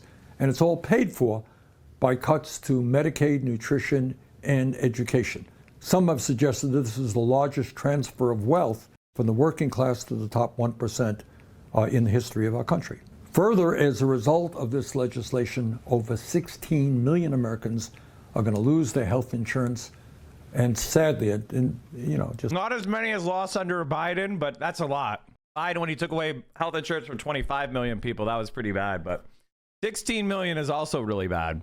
It hurts me to have to say this, but studies suggest that some 50,000 Americans will die unnecessarily every year because when you're thrown off health care, you don't have access to a doctor and so forth. Now, the point that I want to make is I don't want to go into this bill at this time, but I want you to think about something. Think about how every single Republican member of the House and Senate, almost everyone, there were a few exceptions, voted for this horrific bill, okay? Virtually every member of the Republican member of the Senate, Republican members of the House. Now, do you think, and I know these people, do you think that they don't know about the impact that these massive cuts to Medicaid and the Affordable Care Act and education and nutrition are going to have on their constituents? You think they don't know that? And many of their constituents, by the way, are working class and poor. The answer is they do know it. They're not stupid. They know exactly what they're doing. But they also know that if one day they were to have stood up and said, you know what, I represent the district, it's working class, it's poor, a lot of people on Medicaid, kids trying to go to college. Somebody asked me, Mike, what did they do before Citizens United for lobbying? Lobbying was still legal before Citizens United, and it operated very much in the similar way. But what they couldn't do was spend unlimited corporate money in campaigns. There was something called dark money or hard money and soft money. So there was like hard money limits, which is like campaign finance limits, how much you could give directly to a campaign, and corporations could not give to campaigns. And then there was soft money limits. You could give money to parties. And so that's how things would happen. Basically, money in politics was still privately financed, but the scale of it was a lot less because like a single person couldn't spend like $20 million on a super PAC. That is what's different about our politics. There used to be limits on what you could do. In fact, in McCain-Feingold, they just banned all electoral communications by private entities within 30 days of an election. So you weren't allowed to buy television ads against a candidate with private money. So that's what Citizens United overturned and created the campaign finance hell we live in today. Vote for this thing. What do you think would have happened to them the very next day? And what would have happened is one or another. How is it corruption if this is all? Did you not? They couldn't do super PACs. Now they spend billions of dollars in campaigns on super PACs. They used to be able to hire lobbyists. I don't think you know what lobbying means. Lobbying is where a person is hired to go and advocate for specific things to legislators directly, and they have to register. It's a professional that talks to staff and legislators directly on behalf of whoever hires them. The reason why it's corruption is because oftentimes former congresspeople are hired as lobbyists. So current legislators see lobbyists getting paid millions of dollars and they go, wait a minute, I could be paid millions of dollars by this company if I go along with what this lobbyist is saying. So the former congressman is being like, wink, wink. Oh yeah, I'm really getting well paid as the government relations manager over at Exxon. Get paid $3 million a year. Stock options. You want to go see my new boat? I'll take you on the Chesapeake, which is the Chesapeake Bay, right?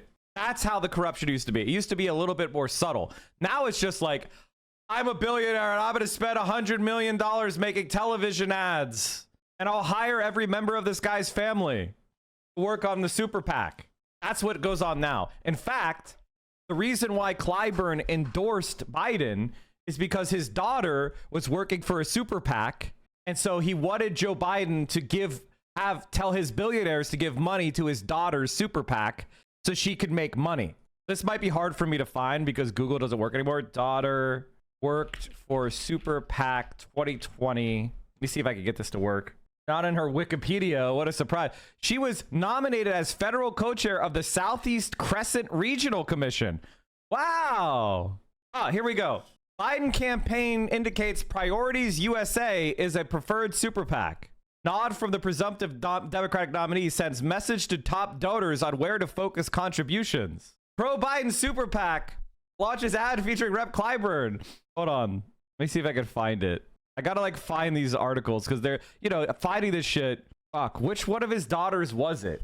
This is the type of stuff that would get coverage if the media actually cared about the truth, but they don't. What did it say? Clyburn daughters super PAC. Oh wait, archive. Unite the Country has raised $25 million since October. Last month announced an alliance with American Bridge 21st Century to share resources on polling, opposition research, and to coordinate their advertising campaigns. It hopes to raise a combined $175 million. This is a massive undertaking. It will take many hands and many organizations to come together to pull their resources and expertise to elect a president, said Jennifer Clyburn Reed, a Unite the Country board member and daughter of Rep. James Clyburn. There you have it. So this is a way to get so this is the way bribes were given to James Clyburn so he would endorse Biden, is that his daughter was heading a super PAC and getting percentages from buying ads. So like, let's say that I work for a super PAC and I'm the executive director. When I buy television ads, I charge the super PAC 5% of the underlying ad. So let's say I go buy $10 million of television ads. I move it over once. So I give myself, $500,000 as a fee. And that's all legal. It's all above board because I'm charging ad buying fees that are part of the super PAC industry. Ad buyers get to take a percentage of the ads bought. So it's a way of passing bribes to the politicians and their families through legal means. We want James Clyburn to endorse us in South Carolina. All right. We will, donors, donate to the super PAC his daughter's running. Now you know how the sausage is made. Or the big money interest would have said, you're not voting? Link, you'll add it? Unite the Country board member. Did I miss the Contrapoints coverage? No. We're going to get into that very soon. For Trump's bill, you are out of here. We are going to primary you. Any updates on merge? And I'll give you an example of that. I'm proceeding apace. There's a guy named Tom 4 steps Tillis, were completed. who's a U.S. Senator from North Carolina. I don't know Tillis all that well, but, he represents his state. Seems like a normal type Republican, but he made a mistake. He actually studied what was in the bill, and it turns out that that legislation would cause over 650,000 people in North Carolina to lose their health insurance. And having a sense of decency, he said, you know what, that's unacceptable. I represent the state of North Carolina. I can't vote to throw 650,000 people off the health insurance that they have. Well, you know what happened? The day after he made that public statement that he was not going to vote for this bill, Donald Trump issued a ruthless denunciation of him and threatened to primary him. You, Tom Tillis, Senator Tillis, you're voting against me. You are out of here. And you know what happened? A few hours after Trump issued a statement, Tom Tillis announced, I am not running for re-election to the United States Senate. He stood up, represented his constituents, and the billionaire class said, that ain't the way it works. We pay you to do what we want. You don't do it, you are out. Did you say Biden took healthcare away from more people than this bill? Yes, he did.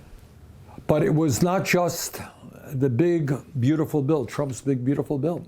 We saw that in December of 24 in what was called the CR, continuing resolution here, where we had worked. Was actually, my and my staff were really much involved in this, working on a continuing resolution to make sure that the government didn't shut down. And, frankly, it was not the world's greatest bill. It wasn't. We were working with conservative Republicans.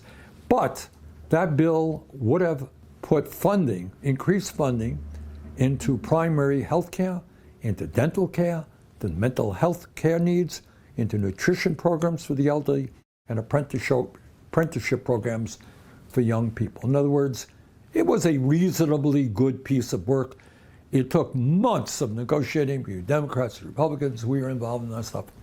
That bill was all set to be passed. And then you know what happened? Just as the Congress was set to pass that appropriations bill, Elon Musk sent out a series of tweets. And what he said is, you vote for that and he lied about what was in the bill. You're going to vote for that continuing resolution. We're going to primary you. You're out of there. And in minutes, legislation that had been worked on for months, Democrats, Republicans, progressives, conservatives came together. All that Musk had to do was send out that series of emails. It was over. That's it. The Republicans said, forget it. We're not supporting that anymore.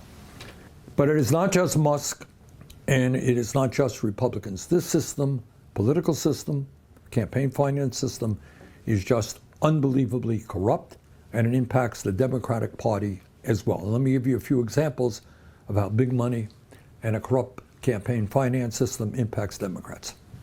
While outspent by Republicans, over 80 Democratic billionaires donated tens and tens and tens of millions of dollars to help elect Kamala Harris to be president of the United States. I personally, many of you know, worked very hard trying to get her elected. And yet nobody gives a shit. And yet all those centrists don't give a shit, Bernie. They don't care. You were just a dope. You were a dupe. You were a fool. I'm sorry, man. but they don't care. You took an L. You took a damage to your reputation.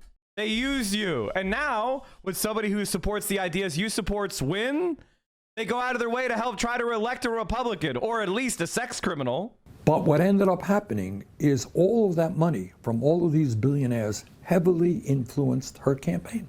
So instead of running a campaign that took on powerful special interests and made it clear that she and the Democratic Party were going to stand with a working class which is struggling terribly right now, instead of saying, I am with you, we're going to take on these billionaires, she ran a campaign designed not to antagonize the business community or the oligarchs. In fact, as some of you may recall, one of her main spokespersons was the billionaire Mark Cuban. Billionaire influence on Democrats goes well beyond campaigns. And I'll tell you another issue where it is very, very impactful. If tomorrow a Democrat were to simply say, you know what, I can't continue to fund this Netanyahu government. They're starving children right now. Humanitarian blockade. Netanyahu's a war criminal. You know what would happen to that candidate? AIPAC and other super PACs would say, you're finished. You're out of here. Just like Musk is saying to the Republicans. And they have a track record. So it's not an idle threat. They have already defeated, some very good Democrats, people like Cory Bush, Jamal Bowman, and other candidates who had the courage to say, you know what, I'm not going to support more military aid to continue the war in Gaza. So what you have right now is a political system in which both parties are heavily dominated by oligarchs and billionaire-funded super PACs. And it is also playing out as we speak right now in New York City, where Mr. Mamdani pulled off a major upset, some of you may know, and defeated Andrew Cuomo, was the heavy favorite to win, because Zohran Mamdani talked about issues of relevance to working class people. And the city responded to him, and he won the election. He won the Democratic primary. And there's going to be a general election come November. And you know what's going on right now? As we speak openly, I mean, they don't apologize for it. The richest people in New York City are saying, we are prepared. Yes, all the Trump super PAC funders are now funding Andrew Cuomo. And I don't see people getting so mad about it, right? Like people saying, I can only support Kamala Harris if she stands up against Israel's genocide. People lose their shit on those people. But literal Trump super PAC funders and right-wing billionaires are funding Andrew Cuomo, and those same people are silent about it. It's almost like they're fascists. To spend hundreds of millions of dollars to defeat Mamdani. That's it.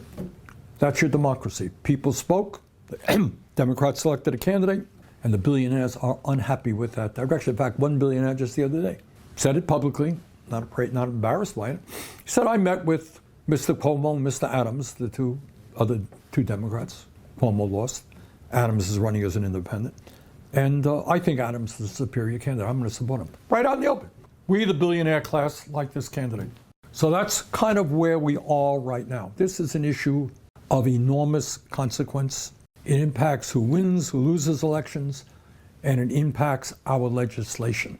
So we have got to now stand up, fight back. Austin Show says, friend of the show, Austin Show, one of my originals, following me since January 24th, 2020. The Austin Show says, I've had it podcast represents such a critical shift in the Democratic Party's base toward a more progressive future. Austin. I will say this. I will continue to be speaking the truth, and I hope more people will become comfortable with the truth. And I've talked about this a lot, but I think the number one problem that we have, Mike from PA at the next drag show, oh man, dude. I'm too much of a drag. I'm a drag show, like, I've been to so many, you know what? I could play it up.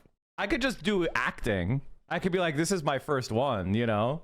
I could pretend to be scandalized. Mike needs to fly a plane with me. That's what I said. Austin, I need to learn how to, I need to like go and play Microsoft Flight Simulator. Captain Mike. What was I saying? Oh, the number one problem that we have as a electoral movement as a political movement is that people do not hope. Ironically, hope and change is a great fucking slogan. Hope and change is a great fucking slogan. It's such a shame that it's become a punchline because of Obama. And what we need is for people to believe the world can get better. People to believe that America can get better. The number one biggest threat we have is cynicism. It's mindless cynicism, mindless pessimism, mindless doomerism.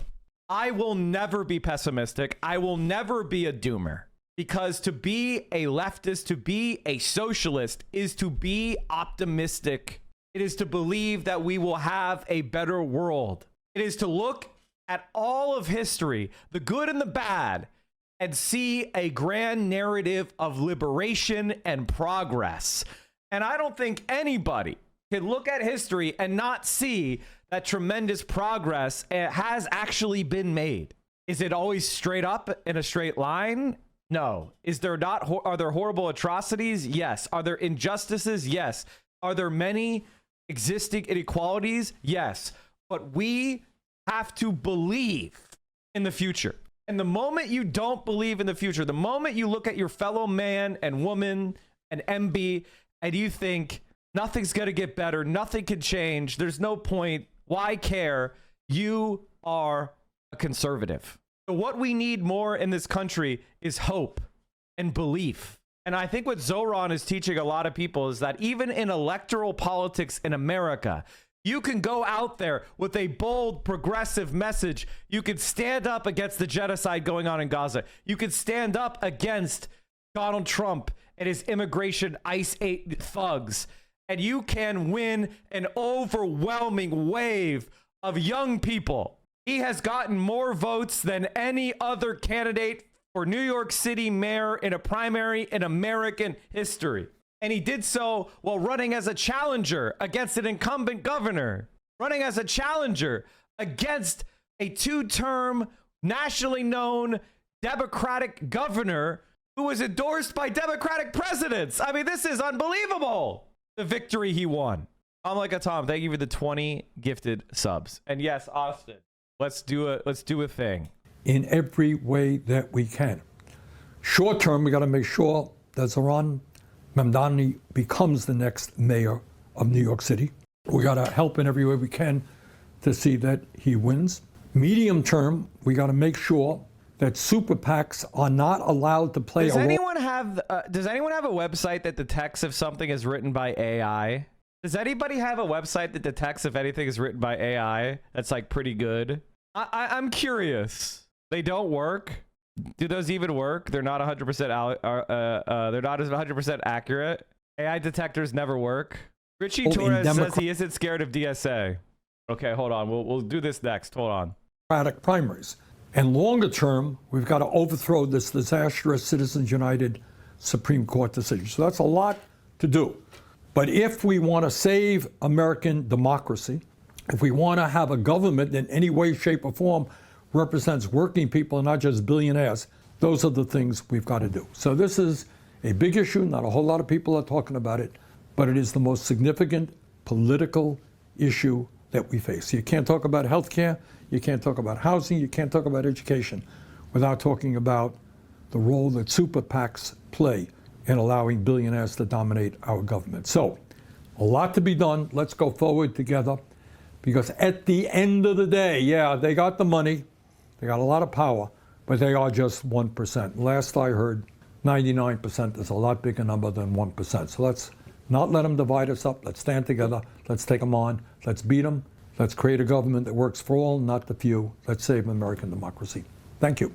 All right, let's take a look at Richie Torres. We got to primary this motherfucker, but we can't fall into the lib trap of just primarying the people that annoy us the most. This is something that happens a lot with Democrats, is they pour money into people that they hate the most instead of looking for people that we could beat. What we need to find is every Zionist. Oh, Austin, I want your opinion on this. I want your opinion on this. I have somebody who I think could be LA's AOC. LA's AOC. What do you think about this candidate for Congress?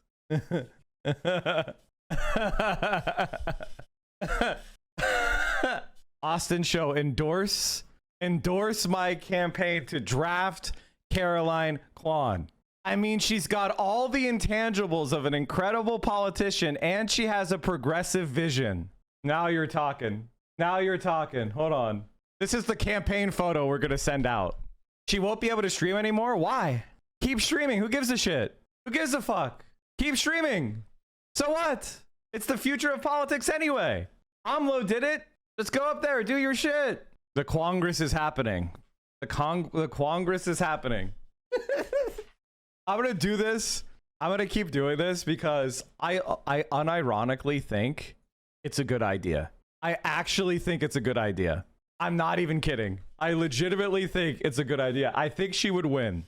I unironically think it's a good idea. Of all the streamers, especially since she's recently widowed, FDR did a regular stream over the radio. Yeah, it's called the Fireside Chats. Everybody who's a good politician does stuff like that. All right, chat. Now it's time for me to read Contrapoints. Chat, how do I change this? How do I change Reddit to not look so hideous? Jesus Christ, it looks like shit. Old? Does that work? How do I make it not look so ugly? How do you turn on dark mode? How do you turn on dark mode? It looks so bad. Turn off subreddit style? That didn't work. I don't use Reddit anymore. Preferences, dark mode? Okay, preferences. Where's dark mode? It wants me to spend money to promote my tweet.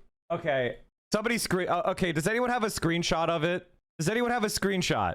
I'll read it from the Destronox. Yeah, like it's too hideous. Okay, thank God. Okay, here we go. This will work. Jesus Christ. Contrapoints. What's the best way to say this? Contrapoints comes out as a Zionist in meltdown. There you go. I think that's the most accurate headline. Better link with better photos. Okay, I already pulled that up. Okay, Austin, I'll put you over here. All right. Contrapoints. So many leftists feel betrayed because I haven't made a video on Palestine. All right, first off, no one wanted you to make a video on Palestine. They wanted you to stop being silent on the genocide. Just coming out and saying, hey, I think Israel's doing a genocide and it's fucked up and America should boycott, Israel, or America should stop giving Israel weapons and money. Like, you didn't have to do much. You didn't have to do much. This whole you have to make a video thing is not even what people were asking for. Just add Austin to the video call. This is not a time, unless Austin wants to comment on this, this is not really a time to bring another creator in. This is time for me to be talking by myself. So many leftists feel betrayed because I haven't made a video on Palestine. Do they actually want a Contrapoints video about Palestine? Will they be happy if I get in the bath and pour milk on a mannequin of Benjamin Netanyahu? No. I've posted about Gaza occasionally and have quietly given money to Palestinian aid organizations, but I think what leftists really want is for me to join their chorus of anger. They sense some hesitation on my part and are judging me very harshly on my presumed opinions. I'd rather be judged on my actual opinions. So here they are. Is Israel committing a genocide in Gaza? Yes. Do I oppose it? Yes. Do I feel angry about it? Yes. I also feel a lot of other things. Okay. Number one, genocide is the most serious crime that can be committed. There is no crime more serious than genocide. So if Israel is committing, by the way, Israel isn't committing genocide. The United States of America is committing this genocide. We pay 70% of the cost of the weapons. From Iron Dome to F-15s, U.S. provides 70% of Israel's war costs. This isn't Israel doing a genocide. This is the United States. This is from last October. A report by Brown University's Watson Institute reveals that since the beginning of the war, the U.S. has spent more than $22 billion on military aid to Israel. From weapons and equipment to the deployment of aircraft carriers, Israel receives more U.S. military aid than any other country and is uniquely able to use that funding to spend on domestic goods. And that was back in October. It is almost it's been 9 months since then. So it isn't Israel doing the genocide. It is Israel and the United States doing the genocide. That's where the anger comes from. Is our government is using our taxpayer dollars to pay for it, while hundreds of thousands of Americans live out on the streets, while millions of Americans die because they don't have health care, where millions of people drowning in credit card debt, in student loan debt, and who are never going to be able to afford their own home. Millions of people who are delaying having the family of their dreams because they can't afford childcare. That is, our money is going overseas to fund a fucking genocide. So yeah, I'm pissed. 1. Doom. The week after October 7th, it was clear the mood among Israeli leaders and civilians was overwhelmingly killed or be killed, existential panic, and unstoppable lust for revenge. So fucking what? They're a pathetic little rump state that only exists without America. Without America paying for the shit, they couldn't have done it. Without America stopping the rockets from Iran, they wouldn't have been able to do this. Without America assaulting the Houthis, they wouldn't have been able to do this. Without America providing diplomatic aid, they would have been sanctioned. They would have been condemned in the United Nations. The United States of America is what made their lust possible. It reminded me of the US after 9/11. There was no reasoning or protesting them out of it, nor was it politically feasible for the US to withdraw aid to Israel on a time frame that would make a difference. Now, this is the entire point. Politically feasible? The vast majority of Americans have been against giving Israel aid for over a year now. But what does that mean, politically feasible? Expand on that, because your entire thesis relies on it. I've already established that the United States overwhelmingly pays for this war. So all that has to happen is the president of the United States picks up a telephone and says, we are not funding your war anymore. And as far as the voters were overwhelmingly. This is from September of 2024, over a year ago. Excuse me, just under a year ago. Here are 34 polls that show a ceasefire and weapons embargo help Kamala win. Voters agree the U.S. should call for ceasefire, de-escalation of violence. Voters want the U.S. to call for a permanent ceasefire. Prioritize diplomacy. Majority of the U.S. now disapprove of Israeli action. Endorsing Israel arms embargo would boost Harris's support to 49%. A majority of Democratic voters say the Gaza crisis is either very or somewhat important in determining how they vote. Voters support proposed ceasefire deal to end fighting in Gaza. Support for a permanent ceasefire in Gaza increases across party lines. Wisconsin, Pennsylvania, Michigan voters believe U.S. too involved in foreign wars and world affairs. Worry World War III approaching.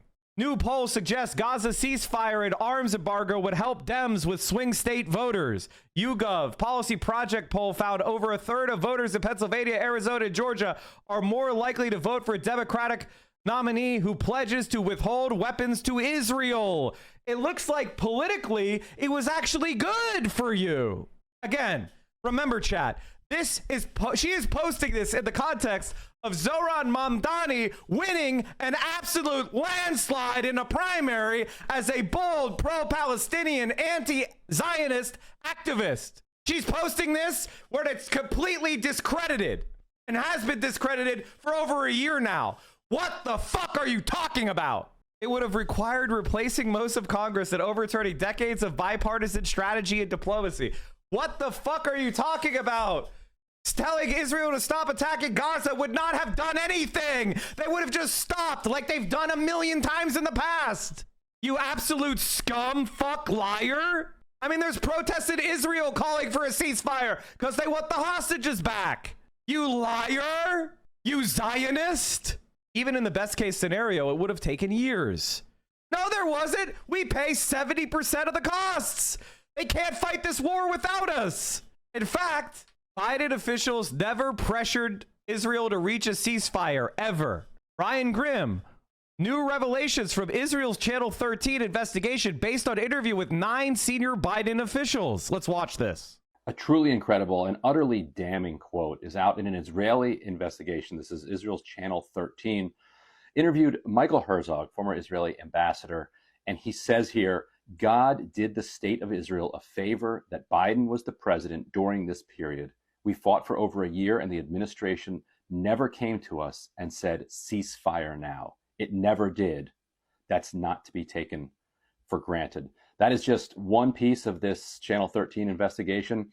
What you may have noticed is that there is much more willingness in Israel to be open about what Israel is doing in Gaza, the things that they publish there would be either censored or just blocked from publication here in the United States. In Israel, for whatever reason, we can talk about that later at length, they're freer to talk about what's actually happening.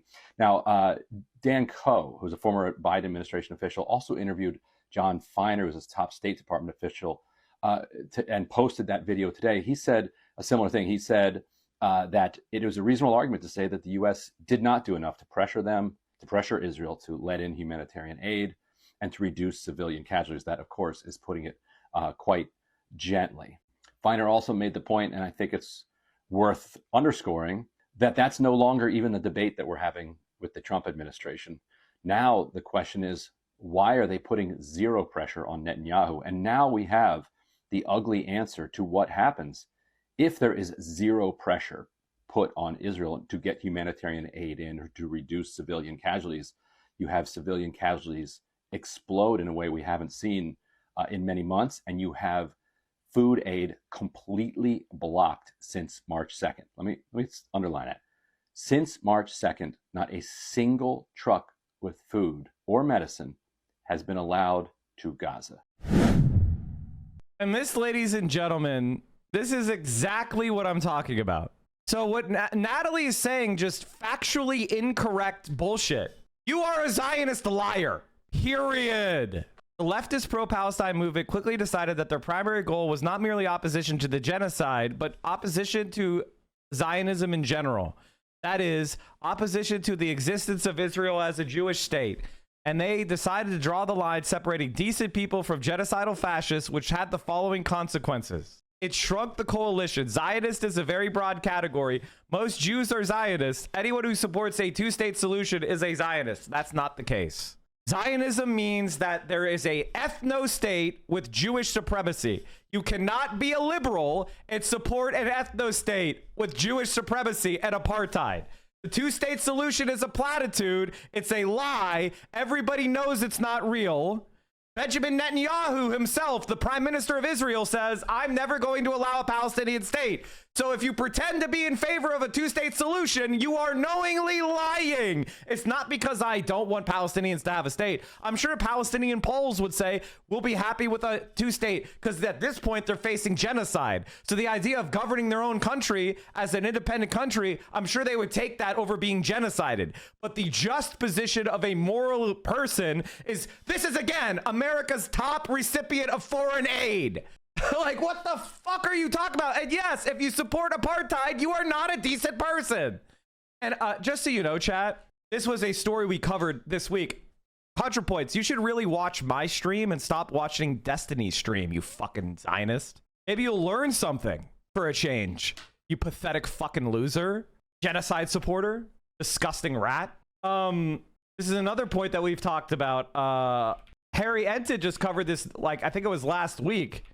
I'm sorry, chat, but I really look at this. Look at this. This morning, Zohran Mamdani is officially the Democratic nominee for New York City.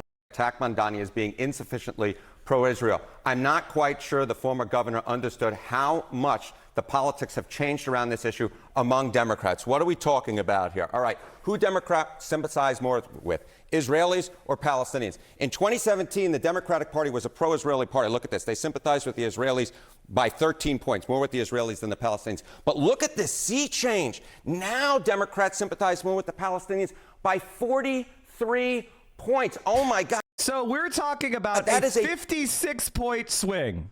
A 56-point swing in our direction among Democrats, and she says we've done nothing? You delusional liar, you fucking loser. Every single point you make is wrong. Every single time you try to make a point, it's factually wrong. Change in the margin of 56 points over the course of just 8 years. So all of a sudden, it's the pro-Palestinian position that actually reigns supreme in Democratic politics, not the Israeli position. And that is part of the reason why Mamdani was able to do so well in this primary, because those attacks over Israel, simply put, did not ring true for Democrats. They're now on the side of the Palestinians, not the Israelis. I mean, this is a much bigger issue, specifically with Mamdani, though. I mean, an outspoken critic of Israel. He's facing continued criticism, though, for not being outspoken enough against anti-Semitism, that is for sure.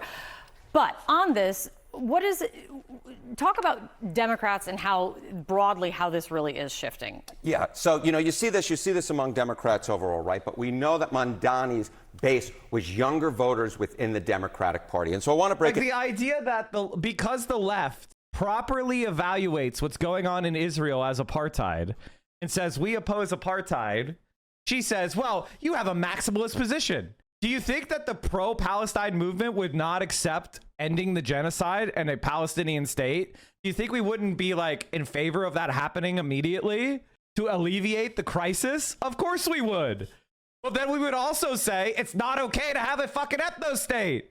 That's not liberalism. That's not American Western values, supposedly. Just because we wouldn't stop doesn't mean that we would not accept some sort of positive gains. Of course we would accept positive gains. This entire argument is nonsensical. It was politically infeasible. She keeps saying it was politically infeasible. What does she mean by this? Because I've already demonstrated that it would have made Kamala Harris more likely to win. I've already demonstrated that the president and the United States has all the power in the genocide.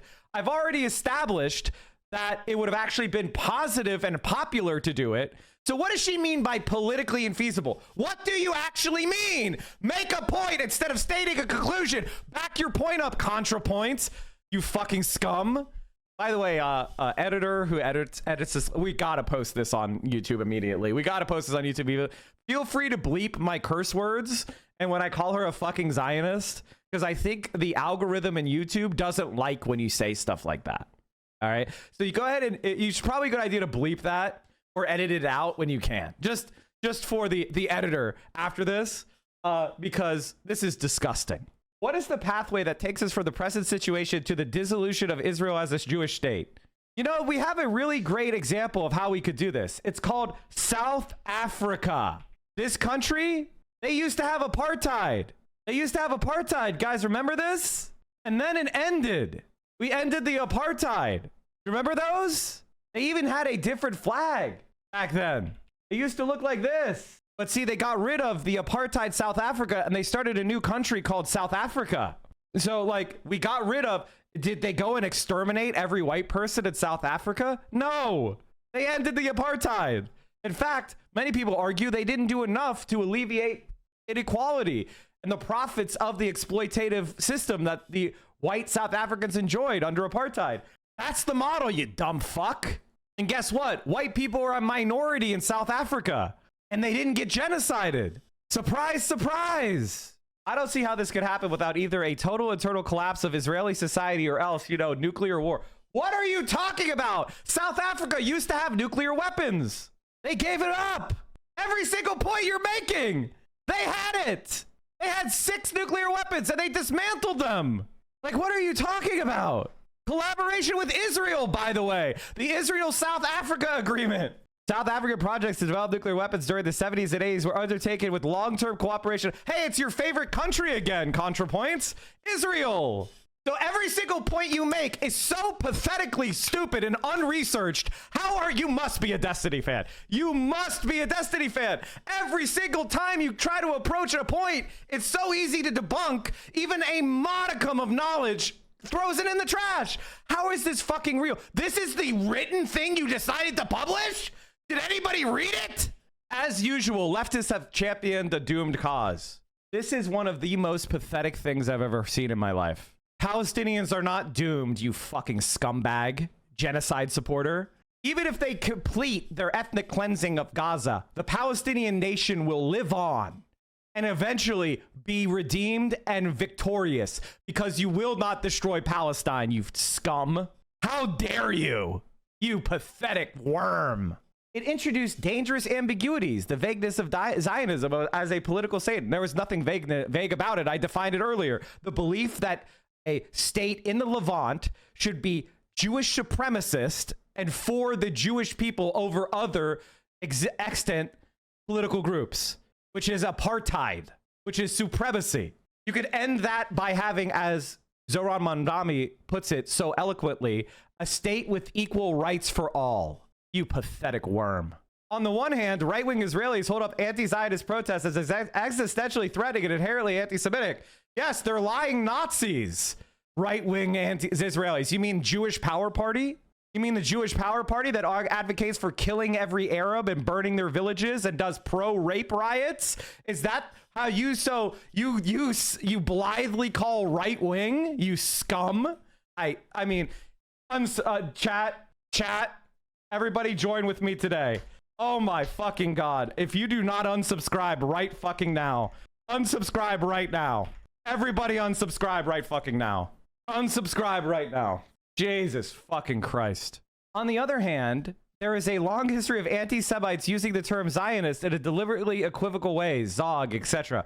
Anti-Semites are happy for the opportunity to misappropriate the now popular anti-Zionist label to legitimize their agenda, and many people are not informed enough about anti-Semitism to recognize that this is happening. These problems are mutually reinforcing. That's on the right wing. That's on the right wing. Or extremely uneducated individuals who could easily be ops. What major left-wing voice or politician is saying Zog, you fucking dope? You lying sack of shit. You disgusting slob. You morally vacuous fraud. Jesus Christ. How do you live with yourself? You are now behind the curve of the wine moms. You are to the right of the majority of Democrats, as I established earlier with Harry Enton. Democrats sympathize more with Palestinians by 43 points. If you actually look at it, or I'm sorry, 57 among 18 to 49, you are completely discredited in your age group. Although 49 is approaching fast, Contrapoints. Your death and how you will be remembered is going to arrive faster than you think, because we all die. I'm halfway through my life at the very least. And that should scare you into, and that should shake you out of your moral apathy, your ethical ennui, or whatever thing you claim to experience. Dread. The online left has spent the last 20 months distributing hundreds of photos and videos of dead Palestinian children. Actually, it's thousands, because thousands have been killed, including babies under the age of 2. Thousands. And by the way, it's not us distributing it. It's us redistributing it, because it's Palestinians who are managing to smuggle this information during a electronic blackout where they don't have electricity, where their internet is cut off because it's completely controlled by Israel, and they manage to get these images and videos out of a blockade, and we are simply republishing them to try to convince Americans to stop giving, as I said before, 70% of the war's costs. If America stopped, Israel would have to stop the genocide. So it's important for us to explain to Americans what our own government is doing, you fraud. The main effect of this has been to create a population of people in a constant state of blood-boiling rage with no consequential political outlet. I just elected the mayor of New York City. The next mayor of New York motherfucking City. I have a consequential outlet. And when I say me, I mean all of us together. We have a completely consequential political outlet, and it's going to continue to be consequential, because where you stood on this genocide will haunt you for the rest of your life, and you have no excuse. This isn't October of 2023. This is July of 2025, you Zionist genocidal maniac. There is no excuse. This is only the beginning. And yeah, a lot of people will be like, man, wow, Mike, you're so passionate about this. You have a blood-boiling rage. You're goddamn right. My country is suffering, and we are doing a genocide with my tax dollars overseas. And you scumbags handed this country over to Donald Trump and the fascist right because you were too scared to tell Kamala Harris you wouldn't vote for her. You caused this outcome, not me. I tried to tell you that people were becoming apathetic. People were becoming disillusioned, and that she had the opportunity to become the president if only she would change and challenge Biden on Gaza and embrace her progressive views that she claimed to have in 2019 when it was convenient politically. But instead, you all said, shut up, he's irrelevant. And I called 49 out of 50 states correct. My only mistake is I thought she would hold on to Wisconsin. She actually did worse than I thought. I fear this may be worse than useless. Anti-Zionism and anti-Semitism are conceptually not the same, and conflating them is dangerous. And then she proceeds to conflate them. But in practice, so wait, you're doing the dangerous thing. You're doing the thing you just said is dangerous. How dare you? The way Israel is perceived does seep out in attitudes towards Jews in general. Absolute bullshit. Total fucking lie. Complete lie. Except for people like yourself who create equivalence between Israel and Jewish people. That's the biggest risk of anti-Semitism growing, is seeing people like you justify the murder of children and babies and starvation of populations in the name of Israel, which claims to be a Jewish state, which you support that. You support that. I don't think Jews who feel isolated and wary of the current atmosphere are simply hysterical or hallucinating. In what way are Jews isolated in this society? You are completely hallucinating. There is a genocide going on. What about Arabs? What about Muslims in our society? How are they feeling? Palestinians are being shot down on the street for being Palestinian. In fact, Israeli Jews were shot in Miami by another Israeli because he thought they looked Arab. And then the victims of the shooting blamed Arabs. Yes, there's communal trauma and hypervigilance. I'm not traumatized. I'm not in Palestine. I'm looking at a monitor. I'm looking at a screen. This is not trauma. This is information. And yeah, it pisses me off, but it's not traumatizing me. I'm an adult man. You're nearly 40 as well, Contrapoints. You're also a fellow elder millennial.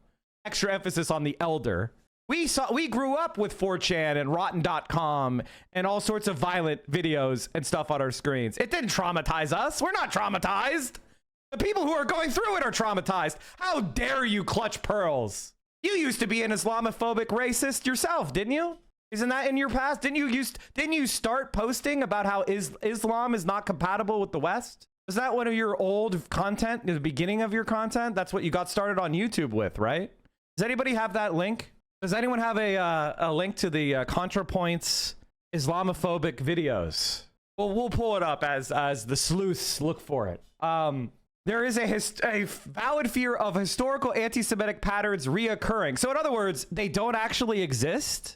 There's a lot of backwards ass shit in Islam, but religions are pretty I mean, this isn't what I'm talking about. No, that's a bad take, but that's not what I'm talking about. I'm sure you guys will find it. There's also a valid fear. So it's not hearing. And that fear gives power to right-wing Zionist claim that only Israel can keep Jews safe. Israel is actively getting attacked by waves of missiles. There's no threat to Jews in New York, or Zohran Mamdani, the Muslim one. Does that mean Israel should not be criticized in sanctions? Absolutely not. Wow, thanks for the throwaway line. Thanks for the throwaway line. But it's not something I don't want to risk contributing to if not outweighed by tangible benefits, so I approach the issue cautiously. Bitterness! Bitterness! Much of the online left spent all of 2024 single-mindedly focused on Palestine and the complicity of Democratic politicians. Thank you, Wap Goblin, for doing what I asked the chat to do. Islam. Reform or get out. Contrapoints made her start on the internet making anti-Islam extreme... Wait, I don't know why I'm still following you. This is just a display book. Anti-Islam extremist content. Her admiration... Okay, excuse me. Let me start from the beginning. Contrapoints made her start on the internet making anti-Islam extremist content. Her admiration of Hillary Clinton is no accident. She fundamentally agrees with American imperialism in the Middle East. Islam, reform, or get out. I guess you didn't change your opinions as much as I thought. I was very naive. I thought you had changed. Section 4. Let's start this again. Much of the online left spent all of 2024 single-mindedly focused on Palestine and the complicity of Democratic politicians in sending aid to Israel. This campaign had the following effects. That is not true. This is not true. This is absolutely not the case. In fact, I was famously very willing to support Kamala Harris if she said she would force a ceasefire in Gaza. I didn't say she had to dismantle Israel. I didn't say she had to sanction Israel. All I wanted her to say is, I will change policy from Biden. That's all I asked for. And a couple small concessions to the left that wasn't just enacting Trump's 2016 immigration platform and wanting to fight wars with Iran and China.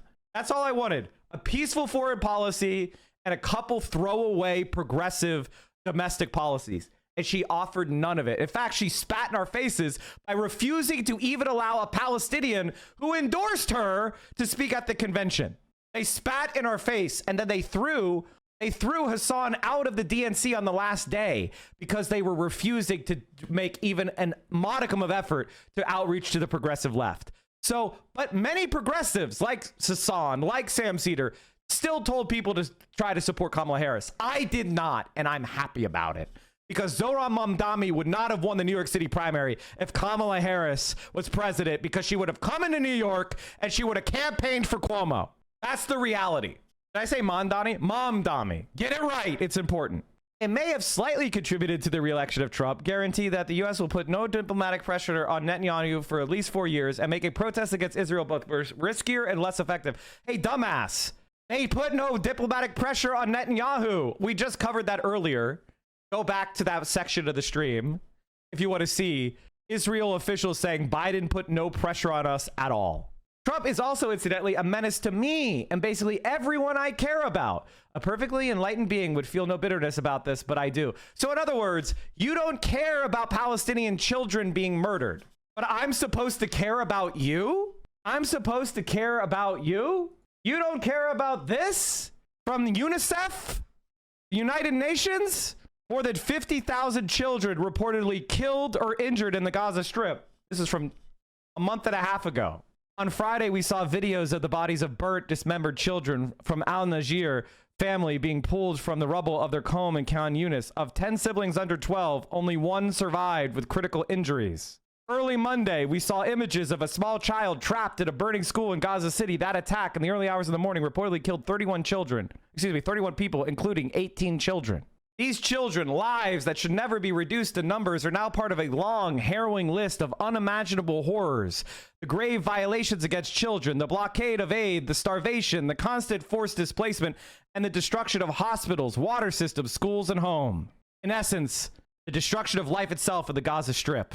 Since the end of the ceasefire on 18 March, 1,309 children have been killed and 3,738 injured. This is an undercount. How many more dead girls and boys will it take? What level of horror must be live streamed before the international community fully steps up, uses its influence, and takes bold, decisive action to force the ruthless killing of children? This is, you're going to tell me you're bitter because Mamala didn't win? One of the most basic elements of our intuitive morality is reciprocity. I do for you, you do for me. And on and on and on. And we build this, what they call in the philosophy study of game theory, this is an iterative prisoner's dilemma. Basically, you and I are constantly cooperating or betraying, back and forth, back and forth. You stabbed us in the back, and then you cry when we reciprocate. You expect people to sacrifice 50,000 children for your preferences? That's insane. Instead of saying to Kamala Harris, I will not support you unless, and helping us build a movement of sufficient political heft that she's forced to listen, you are one of the people saying, those people are irrelevant. None of this is the fault of Palestinians, of course, who are overwhelmingly the victims here. Overwhelmingly the victims. I hope that someday American policy will shift in their favor, and I will continue to support their cause. You never supported their cause. You hope. Self-victimizing, apathetic, nihilistic fraud. TLDR. I see the situation as bleak, intractable, extremely divisive, and devoid of any element that could appropriately transform into a political entertainment. That's why I haven't made a video about it. Hopefully it goes without saying that these are just my thoughts. I'm sure other breadtubers have different opinions. I think that BreadTube has been dying for a long time, but I think this finally puts a knife in the back of BreadTube once and for all. Nice pink iron cross. All I can say is if you are still subscribed to Contrapoints, you are a morally depraved yourself. And if you are a Contrapoints fan, I hope this rant that she published ends that for good. We have moved on beyond the politics of Hillary Clinton, Kamala Harris, and Natalie Wynn, who we will forever known as Natalie L. Bye-bye! Disgusting. There was not one point There was not one point that was valid. Not one. Not a single one. I mean, not even one. That's incredible. Make sure you go and unsubscribe to Contrapoints immediately. If you're not already unsubscribing from Contrapoints, why are you even here? Legitimately, why are you here? Yesterday, she only lost 10K. We need to up those numbers. We need to up those numbers. We need to get those numbers down. Disgusting. What a fraud.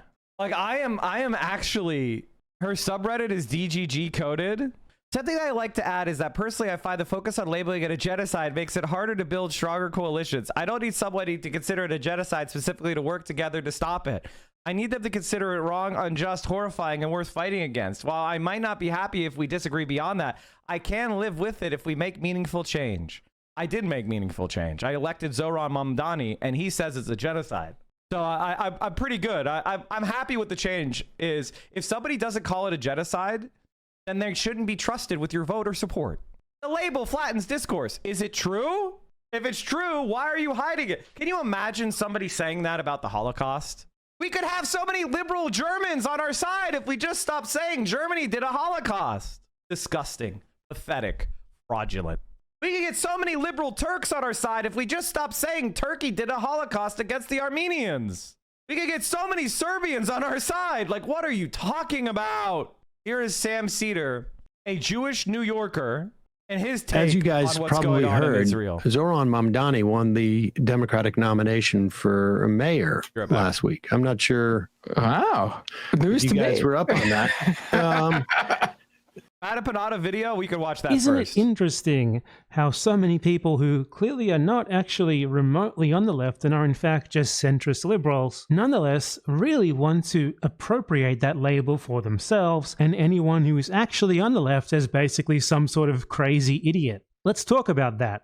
Here's a great example of it. The left always loses and it has to change, say a whole lot of influencers whose opinions are best described as "this is bad for your cause," says person who is against your cause. Now, if we take this statement as true, which to be clear, it's not, as many groups of people of varying size that could be described as having leftist ideologies have won resounding victories against often incredibly impossible odds in modern history. So first, what is the left? This is something that is difficult to describe in detail, so I'm not going to bother. I'm just going to say, very broadly, the left is basically counter-hegemonic politics, at least as it exists today in the present world system. That's what it is. Opposition to the global status quo of capitalist imperialism. And no, I'm not just talking about right-wing attempts to appropriate that sort of rhetoric and aesthetic. So when you're fighting against overwhelming power like that, you are essentially attempting to unite the dispossessed, propagandized, and poor masses of the world against the very system that dominates the world and that puts them in the position that they are in. And in that situation, you are actually bound to lose a lot. A ton, in fact. Because you're not in a position of power. You're starting from basically nothing, and the people who you are opposed to have everything they could ever need to prevent you from succeeding. So of course you're going to lose a lot, especially since your ultimate victory can only ever come with basically near total systemic abolition. And this is hardly something to criticize, hardly something to use to mock others who are supposedly on your side, as this simply comes with the territory. You fight against power, you're going to take some powerful blows in return. It's normal. People fought and schemed against monarchy for many hundreds, if not thousands of years as well. Yet I couldn't imagine a supposed good faith critic who's actually on the side of those anti-monarchists, mocking them for supposedly being huge losers who just can't win because of some sort of flaw with how they operate or what they believe, or because they dared to try and fail against impossible odds, or at least odds that seemed impossible until all of a sudden the whole thing came crashing down. So quite simply, Natalie Wynn and others like her are not on the left, not at all. Not even close. Nor is she someone who wants to see the left win, as she implies. She in fact wants the exact opposite to that. She is someone who is interested in liquidating the left, in everything but name, and then appropriating that name, that branding, for the status quo. The result of the thinking and prescriptions of the many people like this are always the same. The supposed left, for them, is presented not as an actual political framework, as a set of principles to abide by or aims to aim for, but rather it's like a sports team, and it's simply using the wrong tactics. In order to succeed, it needs to start using tactics that are closer to those that have already proven to be successful, like being closer to the status quo. So if the left is to start winning, it needs to be more and more hegemonic. It needs to stop being against the dominant system and being more for it. It has to make concessions to the status quo. It needs to become a part of the system itself. Thank you, Mr. Mandela. But the left is not a sports team. So to treat it as you would your city name sports bears, as people like this very much would like you to, just out to sort of win for the sake of winning, is a demand for the left to abandon everything that actually makes it the left. Because the left is not a team that is out to win the championship, which to people like this is just helping the US Democrats win the latest election. And right, no, he's exactly right. I would rather 4 years of FDR and 100 policies that last for a century than 100 years of Joe Biden and slowly shifting to the right.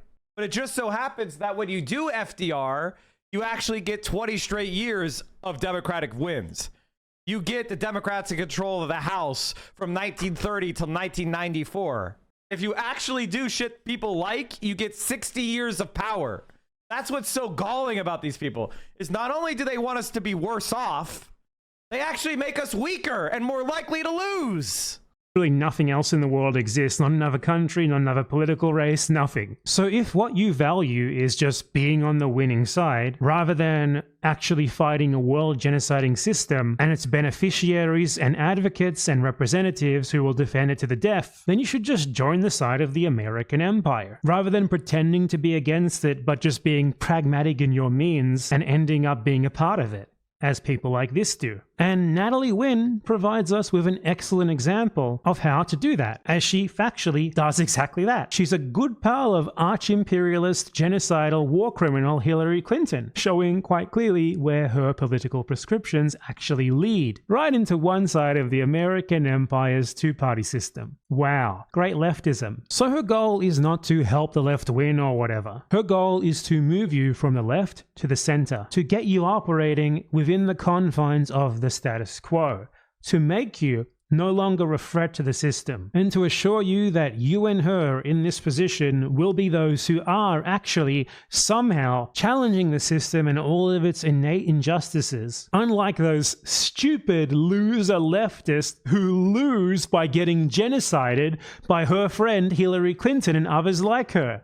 Stupid losers, why don't they just join the winning team like she did? So her goal is to make the left mean something else entirely. She wants to appropriate the name for the system. Someone like this who has benefited so much from the present system that it's even gotten her direct connections to some of the most powerful and ruthless criminals at its head, that she can live a lavish life of producing one single substanceless video once every 2 years. Her class position is that of someone who has every incentive to push you toward... Yeah, I mean, it's really crazy to be that fucking lazy and degenerate in your content creation schedule of like one shitty video you produce in your apartment every 2 years, and then to be like, but I wanted the Democrats to win. I mean, like, god damn, that's fucking sad.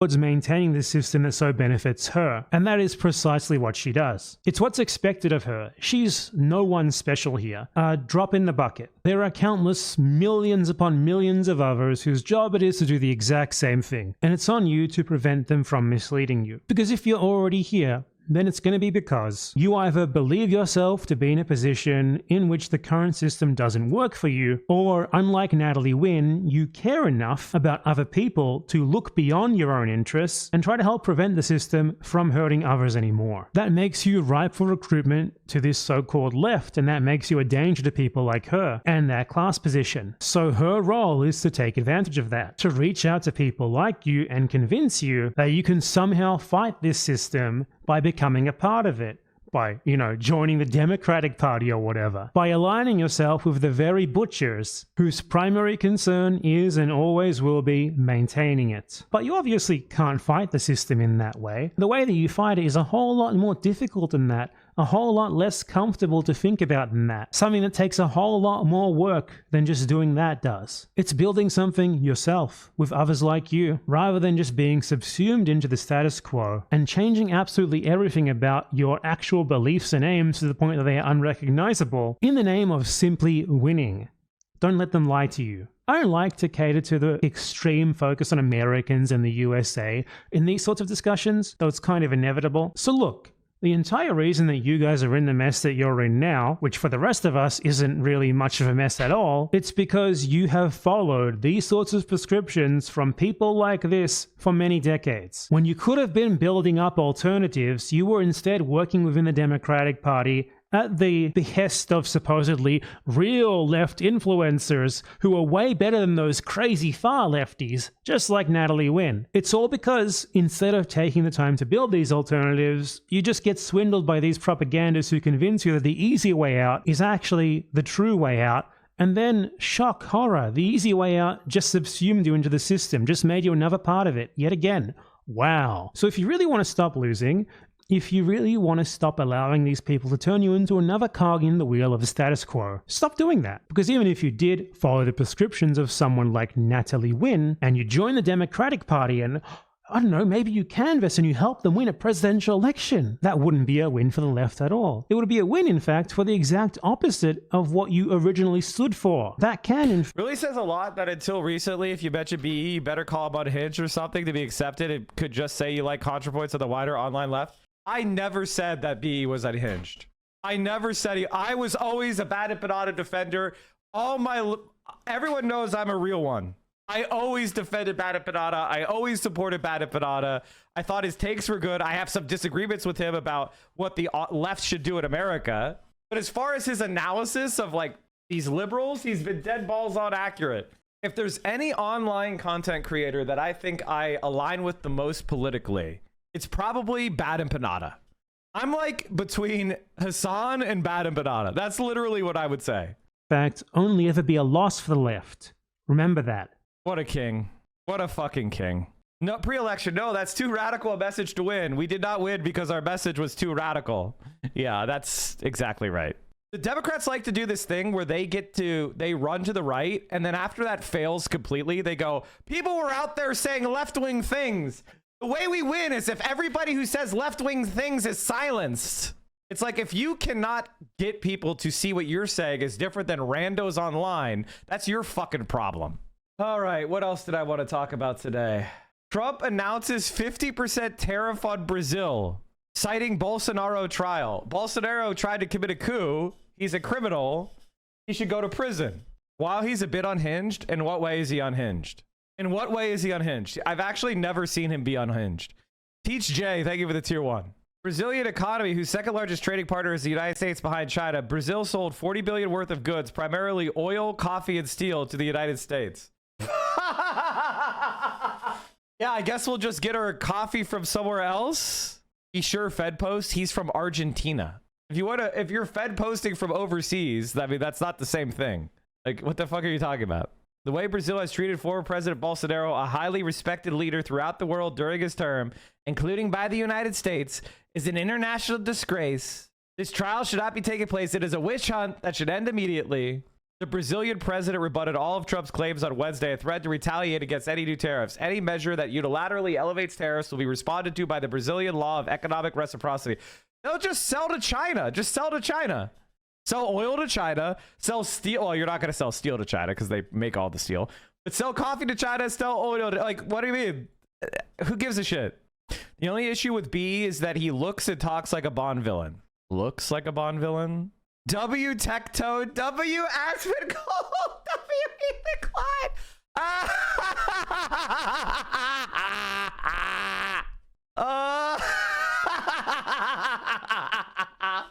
Incel shut-in, rapist, and Zionist freak who's falling the fuck off. Holy shit, what a combo. That's awesome, dude. I love it. Keep it up, man. I'm never deleting this app.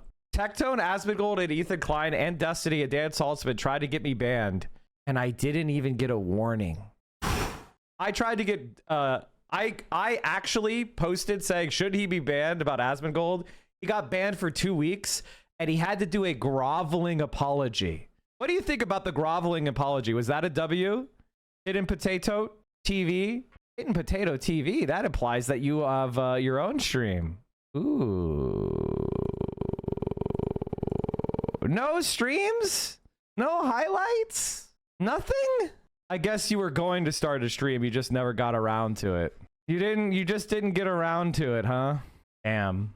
Or I made you delete all your shit. Or you had to delete all your stuff before you came in. That's a W for me. More of your deleted posts. Did you like when Asmongold did this apology? This groveling apology? Where he said his life is unhealthy and he needs to change? Did you guys like that? Was that a W? Line for line, it's like, oh my god, I'm ruining my life. I've been existing and I want to, at a certain point, actually try to live my life. And I don't think that I've been doing At a certain point, he'll live his life, chat. At a certain point. Sure, he's a multimillionaire and he has complete freedom to do whatever the fuck he wants, to experience anything he wants to experience. But at a certain point, he's gonna live his life, chat. I mean, he's nearing 40 years old and his body's falling apart, but he'll eventually live his life. And so what am I going to do? How am I going to do that differently? And what does that mean for my stream, etc.? I think that I'm going to cut down a little bit on streaming quite as much. And I think I'm also going to cut down. This is going to sound like, I hope I can say this in the right way. I feel like the main times that I laugh on my stream nowadays are when I'm laughing at other people. And I look back on videos that I did from 2020, 2016, and 17, and yeah, I've always been an asshole. Holy shit, I've been way more of an asshole. It's insane. And it's a night and day difference. And I've had, again, everybody in the W streamer, W Asmongold, listen to this groveling apology. No matter what happens, this groveling apology is what he did because I said that should he be banned for advocating for genocide? So forever and always, I could always go back and watch his groveling, pathetic confession about how his life is meaningless and unhealthy, and he's really gonna change. He's gonna stop streaming as much. Last 7 days, even more streaming. There's nothing that I could say, no insult that I could give, than his own evaluation of his own life. W Asmongold. Seems like they were never reported. You are a terrorist lover who deserves a steel toe boot to the temple. Okay, all you have to do, chat, if you want to get somebody perma'd, you know, they should have reported this. Where's this guy's thing? Do we still have it open? Okay, just go ahead, go to report, go to chat messages, and say violence or gore. No, wait, not evictions. Harassment? No. Threatening violence. There you go. Go ahead, submit that support. That ought to help. That ought to help. This is my alt, so good luck. Yeah, but there are, I hope you're on like 8 different IPs because I could IP ban you, dummy. And they'll link every single account that was ever logged in on the same IP. You could also report him for ban evading because he said it's his alt. All right, anyway, 2021 account. Bye-bye. Bye-bye. All right, where were we? We were about to watch them talking about Palestine.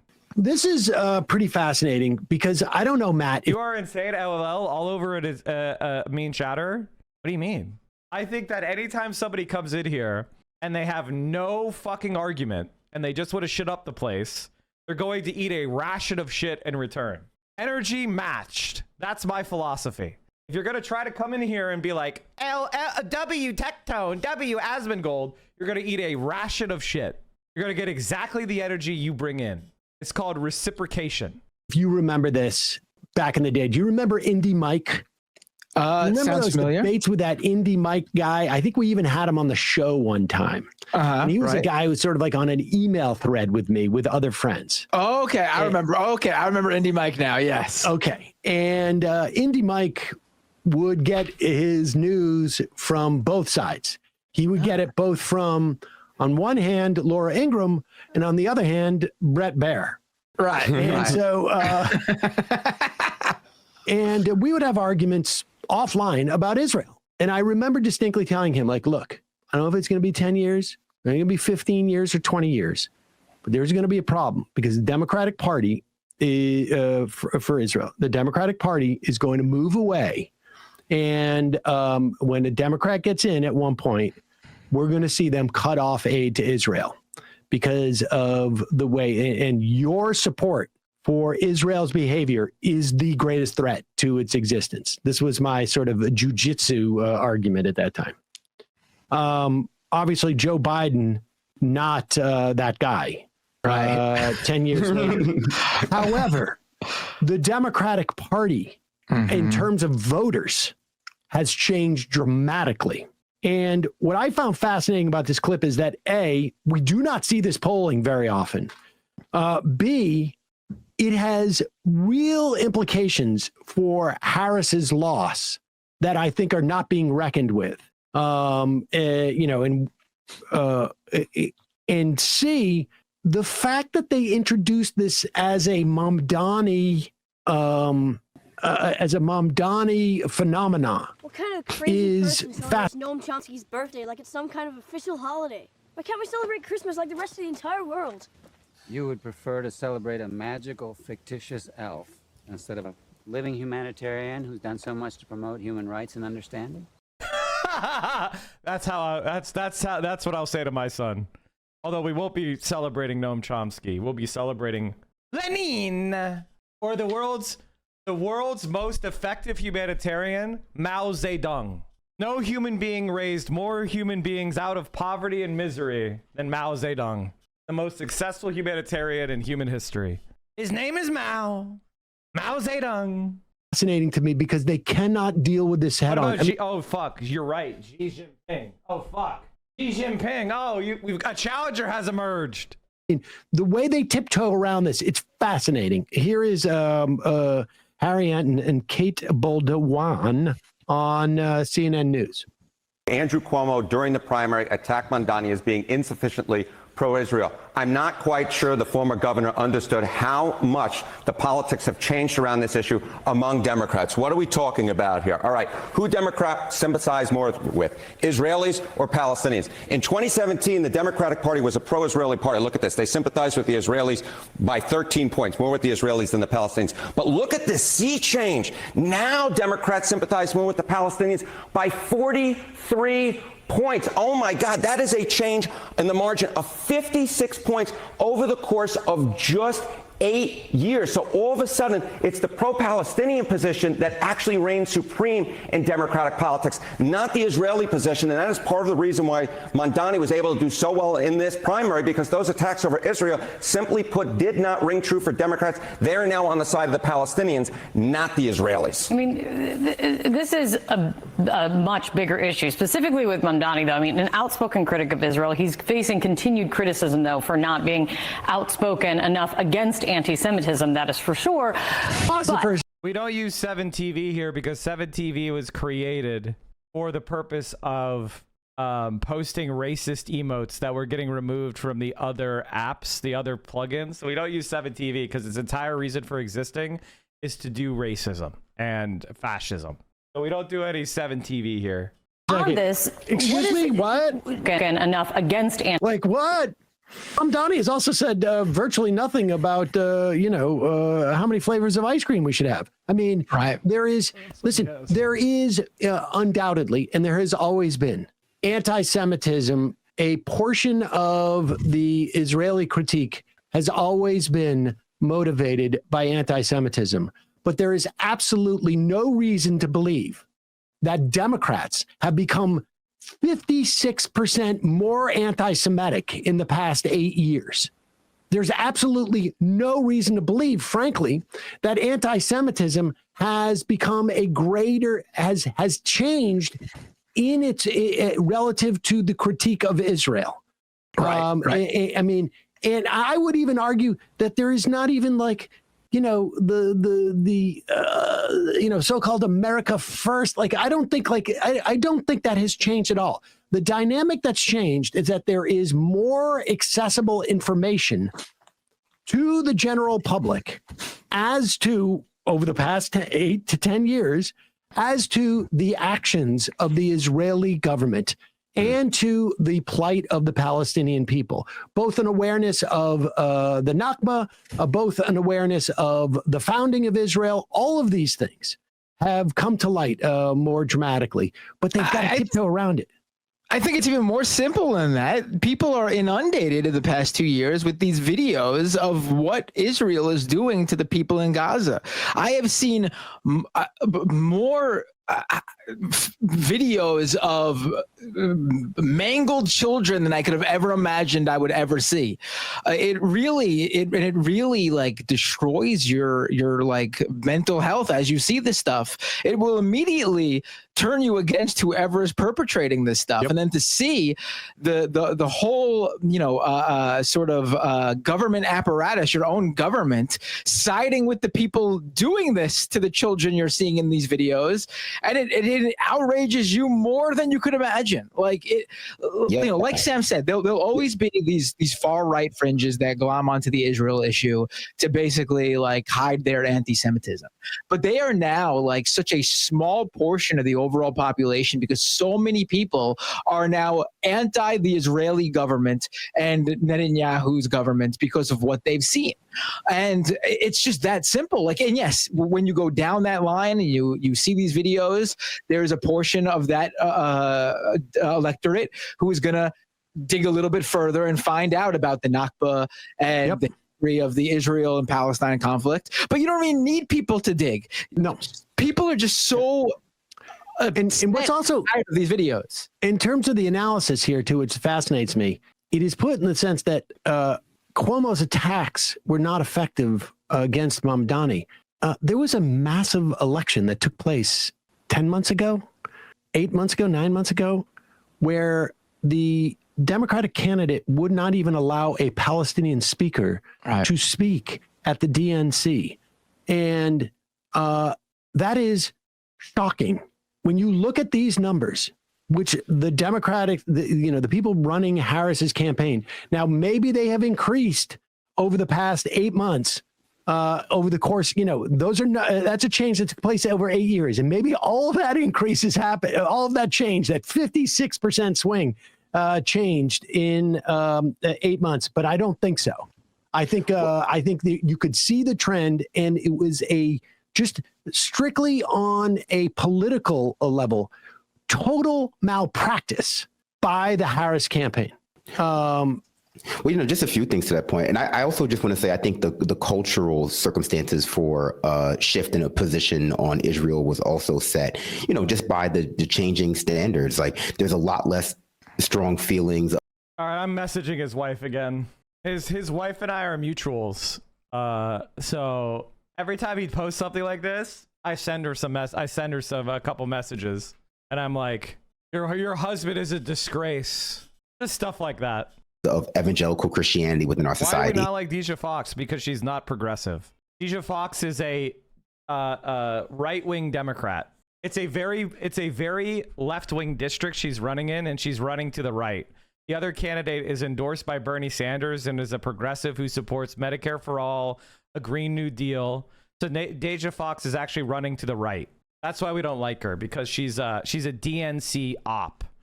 She's part of the like the Olivia Juliana like fraud, Harry Sisson fraud TikTok shit, the grifters.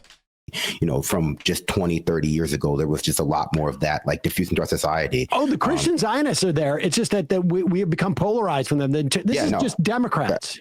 No, I'm just saying, like, even before, there were a lot more Christian, like Zionism and Christian evangelicalism just diffused throughout our society before, like 20, 30 years ago. Your a lot of people who are isn't working. Oh, yeah. The alerts are broken. Alerts are broken right now, chat. Like, all my alerts are broken. I don't know why. I'm gonna be fixing it. I'm gonna be fixing it this weekend. So I'm going to be transitioning my whole bunch of things to a different program. I have 2K. I'm going to be upgrading the stream to 2K quality this weekend. It's part of why I got a better camera. So We're probably gonna do a redesign and all that stuff. I got enrolled into the 2K, which is doing a couple things. Twitch Rewind, and I'm getting 2K. Streamers have lots of problems streaming 1440p. It's bait. I mean, I'm not playing games. I'm literally sitting here, so I should be able to have a high quality stream, because it's like mostly me like watching videos. It's not me playing like fucking Doom, where there's so much like, you know, so much. Each frame is substantially similar to the previous frame in such a way that I'm like the ideal stream for 2K streaming. Correct takes an even higher resolution.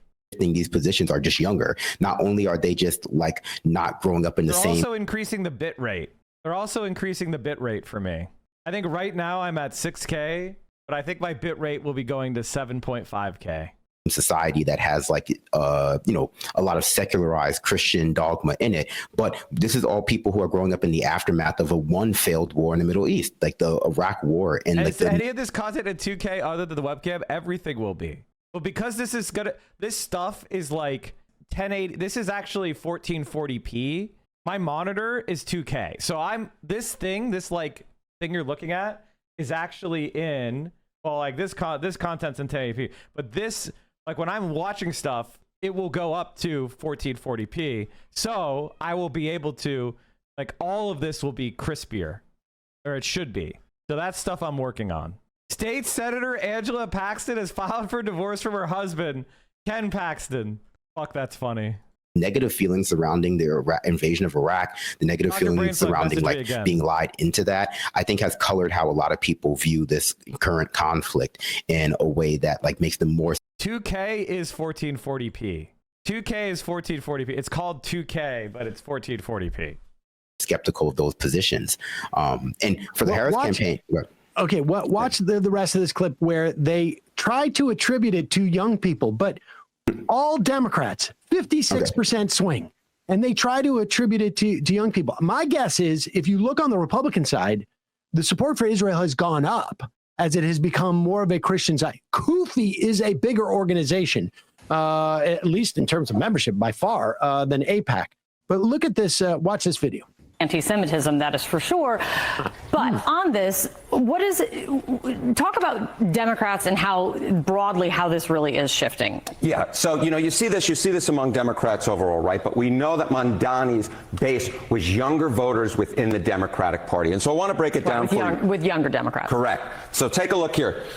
Who age 18 to 49 Democrats sympathize more with, the Israelis or the Palestinians? Again, in 2017, younger Democrats sympathized more with the Israelis by 14 points. Look at this shift now. Palestinians, they sympathize more with the Palestinians by 57 points. That is an over 70-point shift in the margin in just a matter of 8 years. So the bottom line is, Mamdani. Who's this one hall monitor ass poster? Somebody called them hall monitor again. What are they doing again? So, chat, we have something in our community. It's called "We Do Not Allow Tyranny of the Annoying." Tyranny of the annoying. So if you're a person who comes in here and is constantly trying to hall monitor and police other people, and it's all you do, we will ban you. If you come in here and just soapbox shit that's not related to the shit that's going on, we will ban you. That's called the tyranny of the annoying. We're here to have the discussions about topics I want to talk about. Now, you can bring things up. You could say, hey, Mike, did you see this? But if you're just sitting here soapboxing and being annoying as fuck, you're going to get banned. So you came to your account May 6th, and you followed me 2 days later. And what was the first thing you said? I bet this is the Pope. It becomes battle Pope. Okay. Oh, Dems aren't going to stop depending on Demi mommies. Raise hell. Hassan didn't heed the rules of shut the fuck up Friday. Okay, this is fine. I don't think you're that annoying, but let me just see. You got my attention. I don't like you or your attitude. Fuck you. Okay. Oh, you were yelling at somebody else. You were yelling at somebody else. I thought it was you that we were talking about. Never mind. This chatter seems fine. They were replying to the right oh, sorry about that, chatter. You seem cool. Who is the annoying hall monitor bitch ass content creator? Can you guys at them? Everybody at the annoying person. Thank you. They want attention, so we're going to give them attention. DSA is lib shit. Zero context anger. You don't need any context to be angry at someone. This person seems fine, chat. Everybody stop overreact. They're fine. They're fine. No overreacting. No overreacting. See? Stop doing like weird. Okay, another rule. Stop doing weird interpersonal fights over dumb misunderstandings. Shut the fuck up. Extend grace. Extend grace to each other. When I bully someone, it doesn't mean you get to bully everybody in chat. Extend grace. I'm the meanest person here. Keep the Roach Chatter Logs, also named after a Norwegian neo-Nazi music. Is this a neo-Nazi band? Like, why you... Okay, this just seems like metal shit. It just seems like metal shit. Varg is a neo-Nazi? Oh.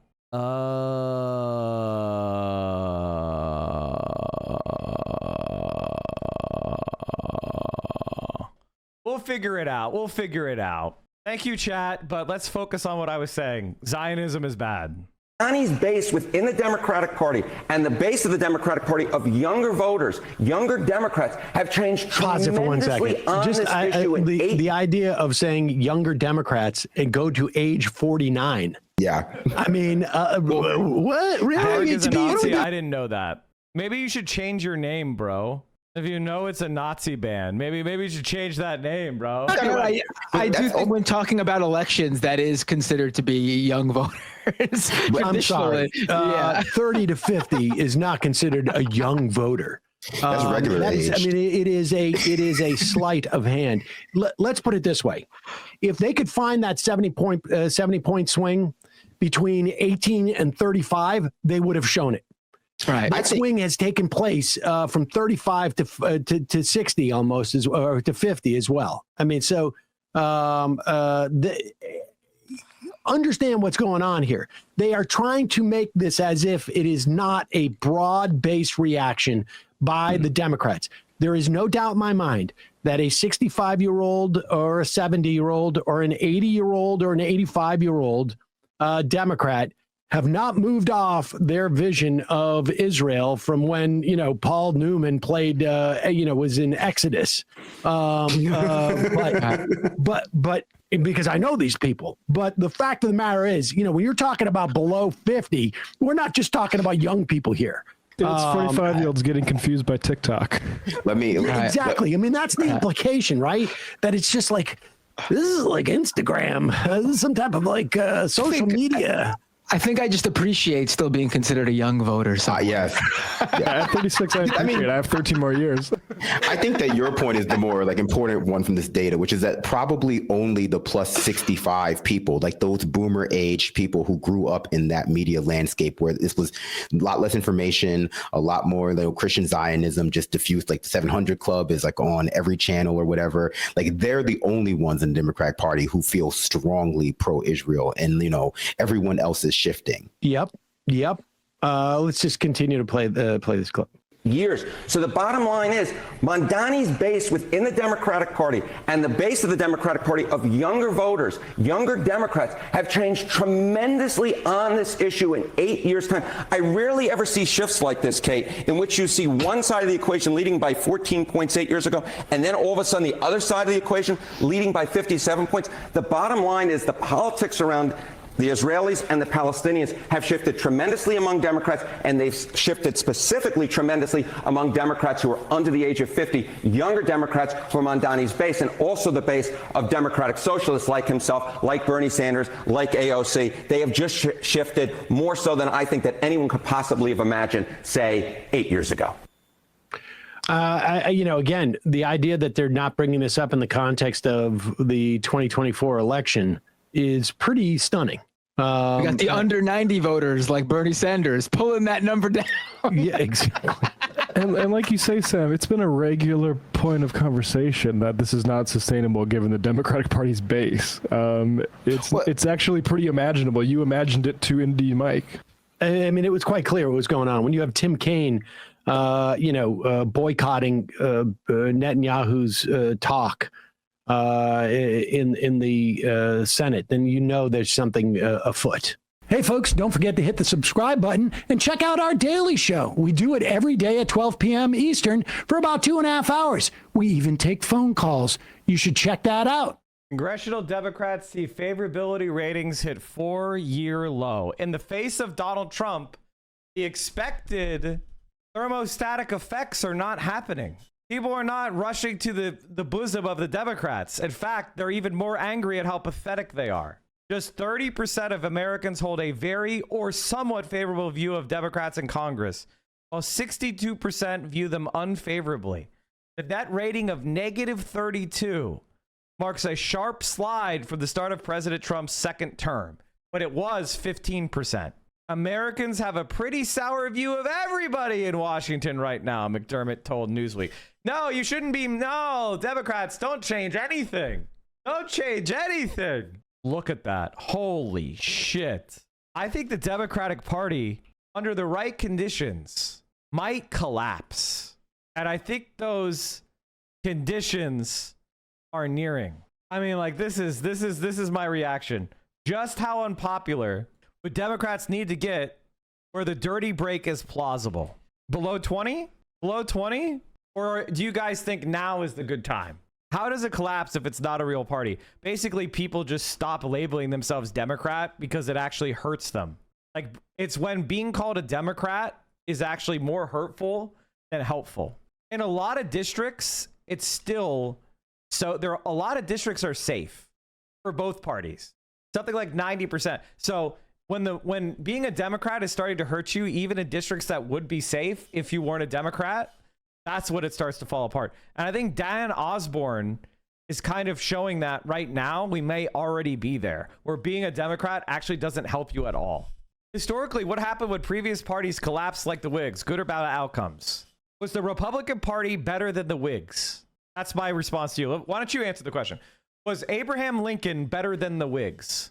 Were the radical Republicans who passed the anti-slavery amendments, was that better than the Whig Party? Okay, seems good.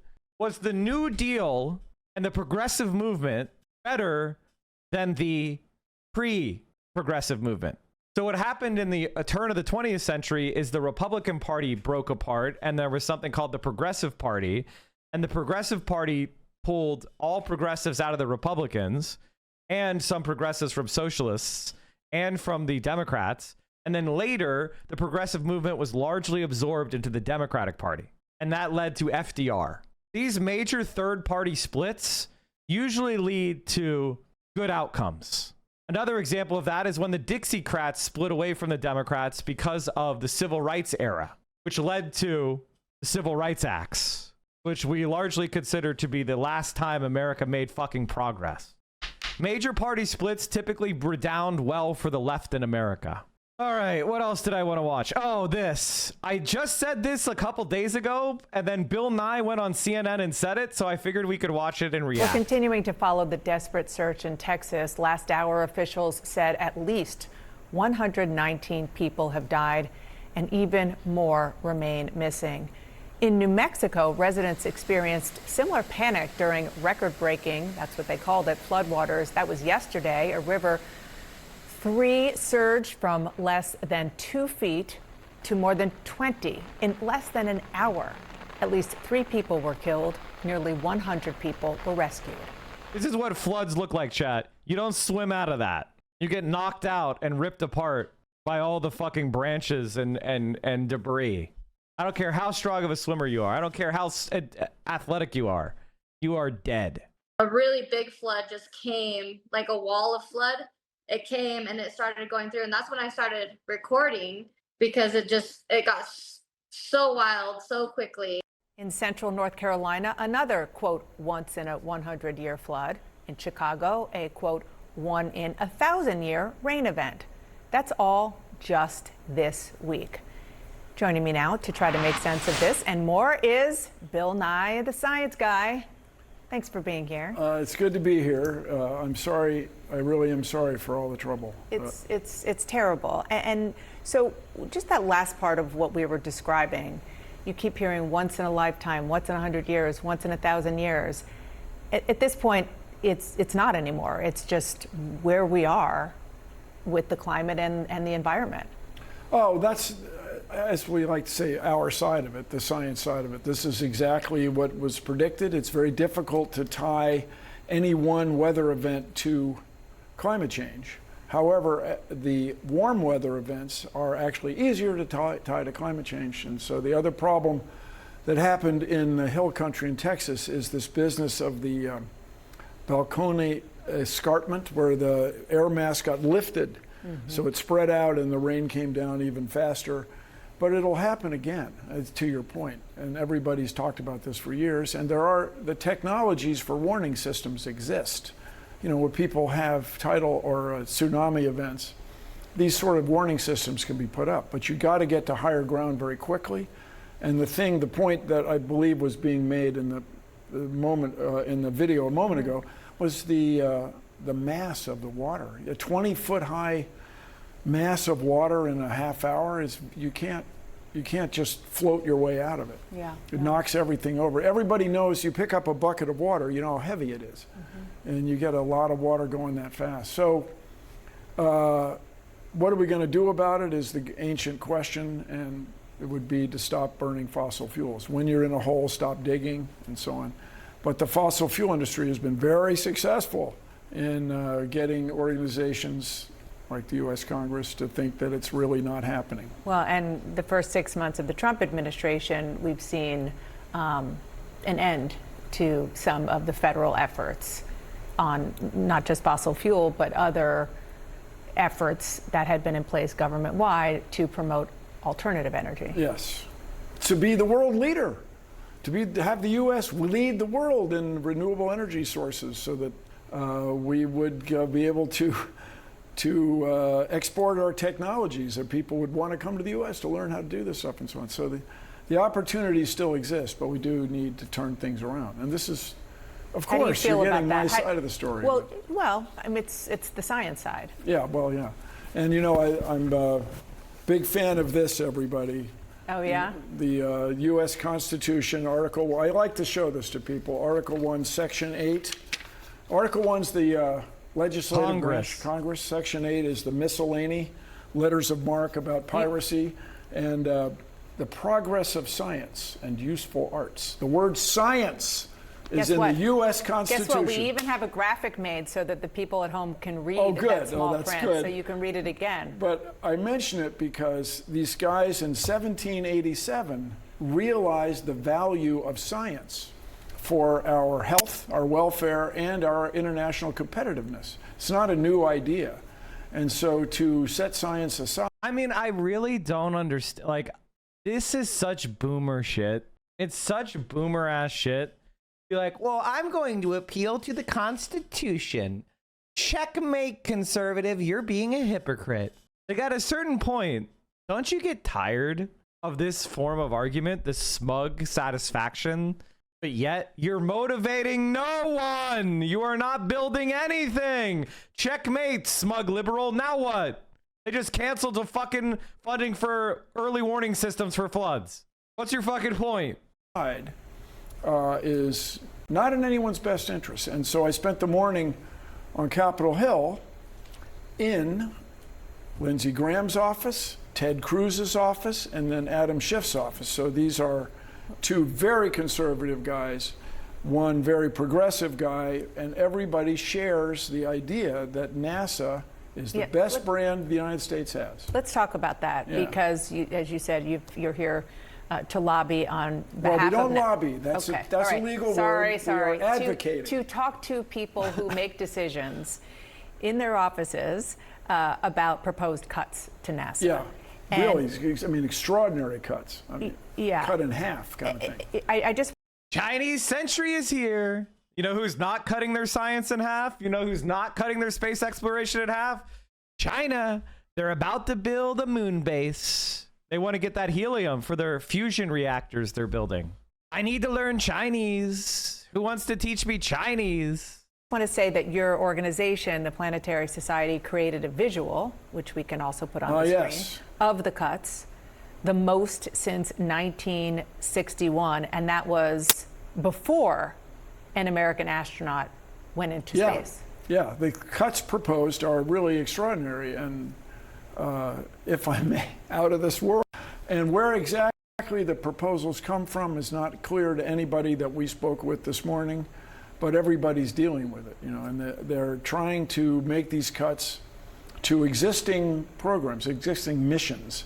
And missions, everybody, is a big word that includes the spacecraft and all the people on the ground that are running around maintaining it. So you're saying that nobody claimed authorship of the cuts?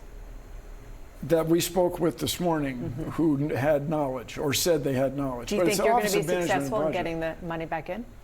Well, they're trying. So these are very conservative politicians who are trying to put money back in, and they'll be, right now it looks like it'll work, but it's very wonky, Dan. I mean, it's the authorization versus appropriations versus the reconciliation versus welcome to Washington. Yeah. So just everybody, your tax dollars at work. It is there's many traditions where these people reach agreements, but what's been happening, as far as we can tell, is the executive branch has been trying to go around the long traditions of the legislative branch. That's what Elon Musk, who certainly likes science and likes space, was working on cuts. Mind, NASA is a big customer for SpaceX. Yeah. I mean, they're related. It's not one thing, or it's not one or the other. Before I let you go, and you've been very generous with your time, I know that you were receiving a lot of texts from the HHS Secretary Robert Kennedy Jr. Trying to convince you the science of connecting autism to vaccines, which you can tell me about the science there. To the point where you had to block him? Well, I mean, you guys, everybody, texts take up your phone time. He was relentless, page after page after page. So this year, as you may know, is the... I gotta stop, chat. Derek Thompson of Abundance says, many thanks to the stalwart Nick Not Ned, no opinion, Maddie Iglesias, Jordan Schneider, and others whose thought this inspired this episode, which is on China, the dumbest motherfuckers on the planet. Oh my God. Chinese imperialism. They haven't fought a foreign war in 45 years. They have one base overseas in Djibouti, which is near the Horn of Africa. Right in the Persian, the Red Sea. What the fuck are you talking about? The dumbest pieces of shit. The Chinese cannot believe what we're doing. Trump's assault on American science and global alliances is like a fantasy dream for Chinese imperialism. I'm a huge patriot. America is richer and freer than China. No, we are not. No, we fucking are not. You're in denial. You're in fucking denial. They're rounding up thousands of people off the streets as we speak. They're arresting and deporting people for their political views. America makes it illegal. You have to swear allegiance to Israel to get government assistance during floods or disasters. We are not free. Shut the fuck up. This is Trump's America. No, not me, dude. Not fucking me. Come on, man. I'm the fucking press. I get you. You don't need to fucking aim it. Why even aiming that shit at me, man? I'm like not a fucking threat. Please de-escalate. That is a stun grenade. Are you serious right now? Maybe you guys should just go ahead and record me, bro. This is me. This is my job. You're not going to intimidate me. We still have a First Amendment in this country. Shame on you, fucking Nazi pigs.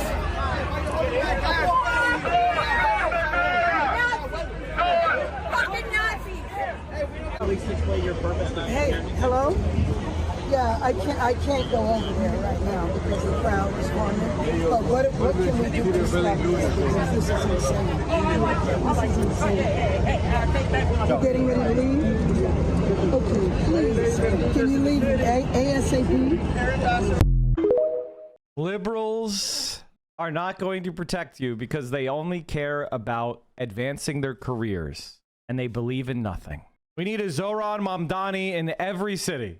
All right, Chad, I'm going to call it there before I get a little bit too overexcited. Please consider supporting me on all the things. I appreciate all of you. Stay safe out there. Solidarity forever. And of course, a special message to Contrapoints. From the river to the sea, Palestine will be free. Must be. Will be. All right, everybody. Stay safe out there. There's all my links. Make sure you're hitting the follow button. Make sure you go on the YouTube, the TikTok. Join the Discord. Got 10,000 lefties. Unsubscribe to Contrapoints. Unfollow Contrapoints on every single platform you can. And let people know, if you're a Zionist, we will not support you. Period. All right, everybody. Stay safe. Solidarity forever. I'll see you soon.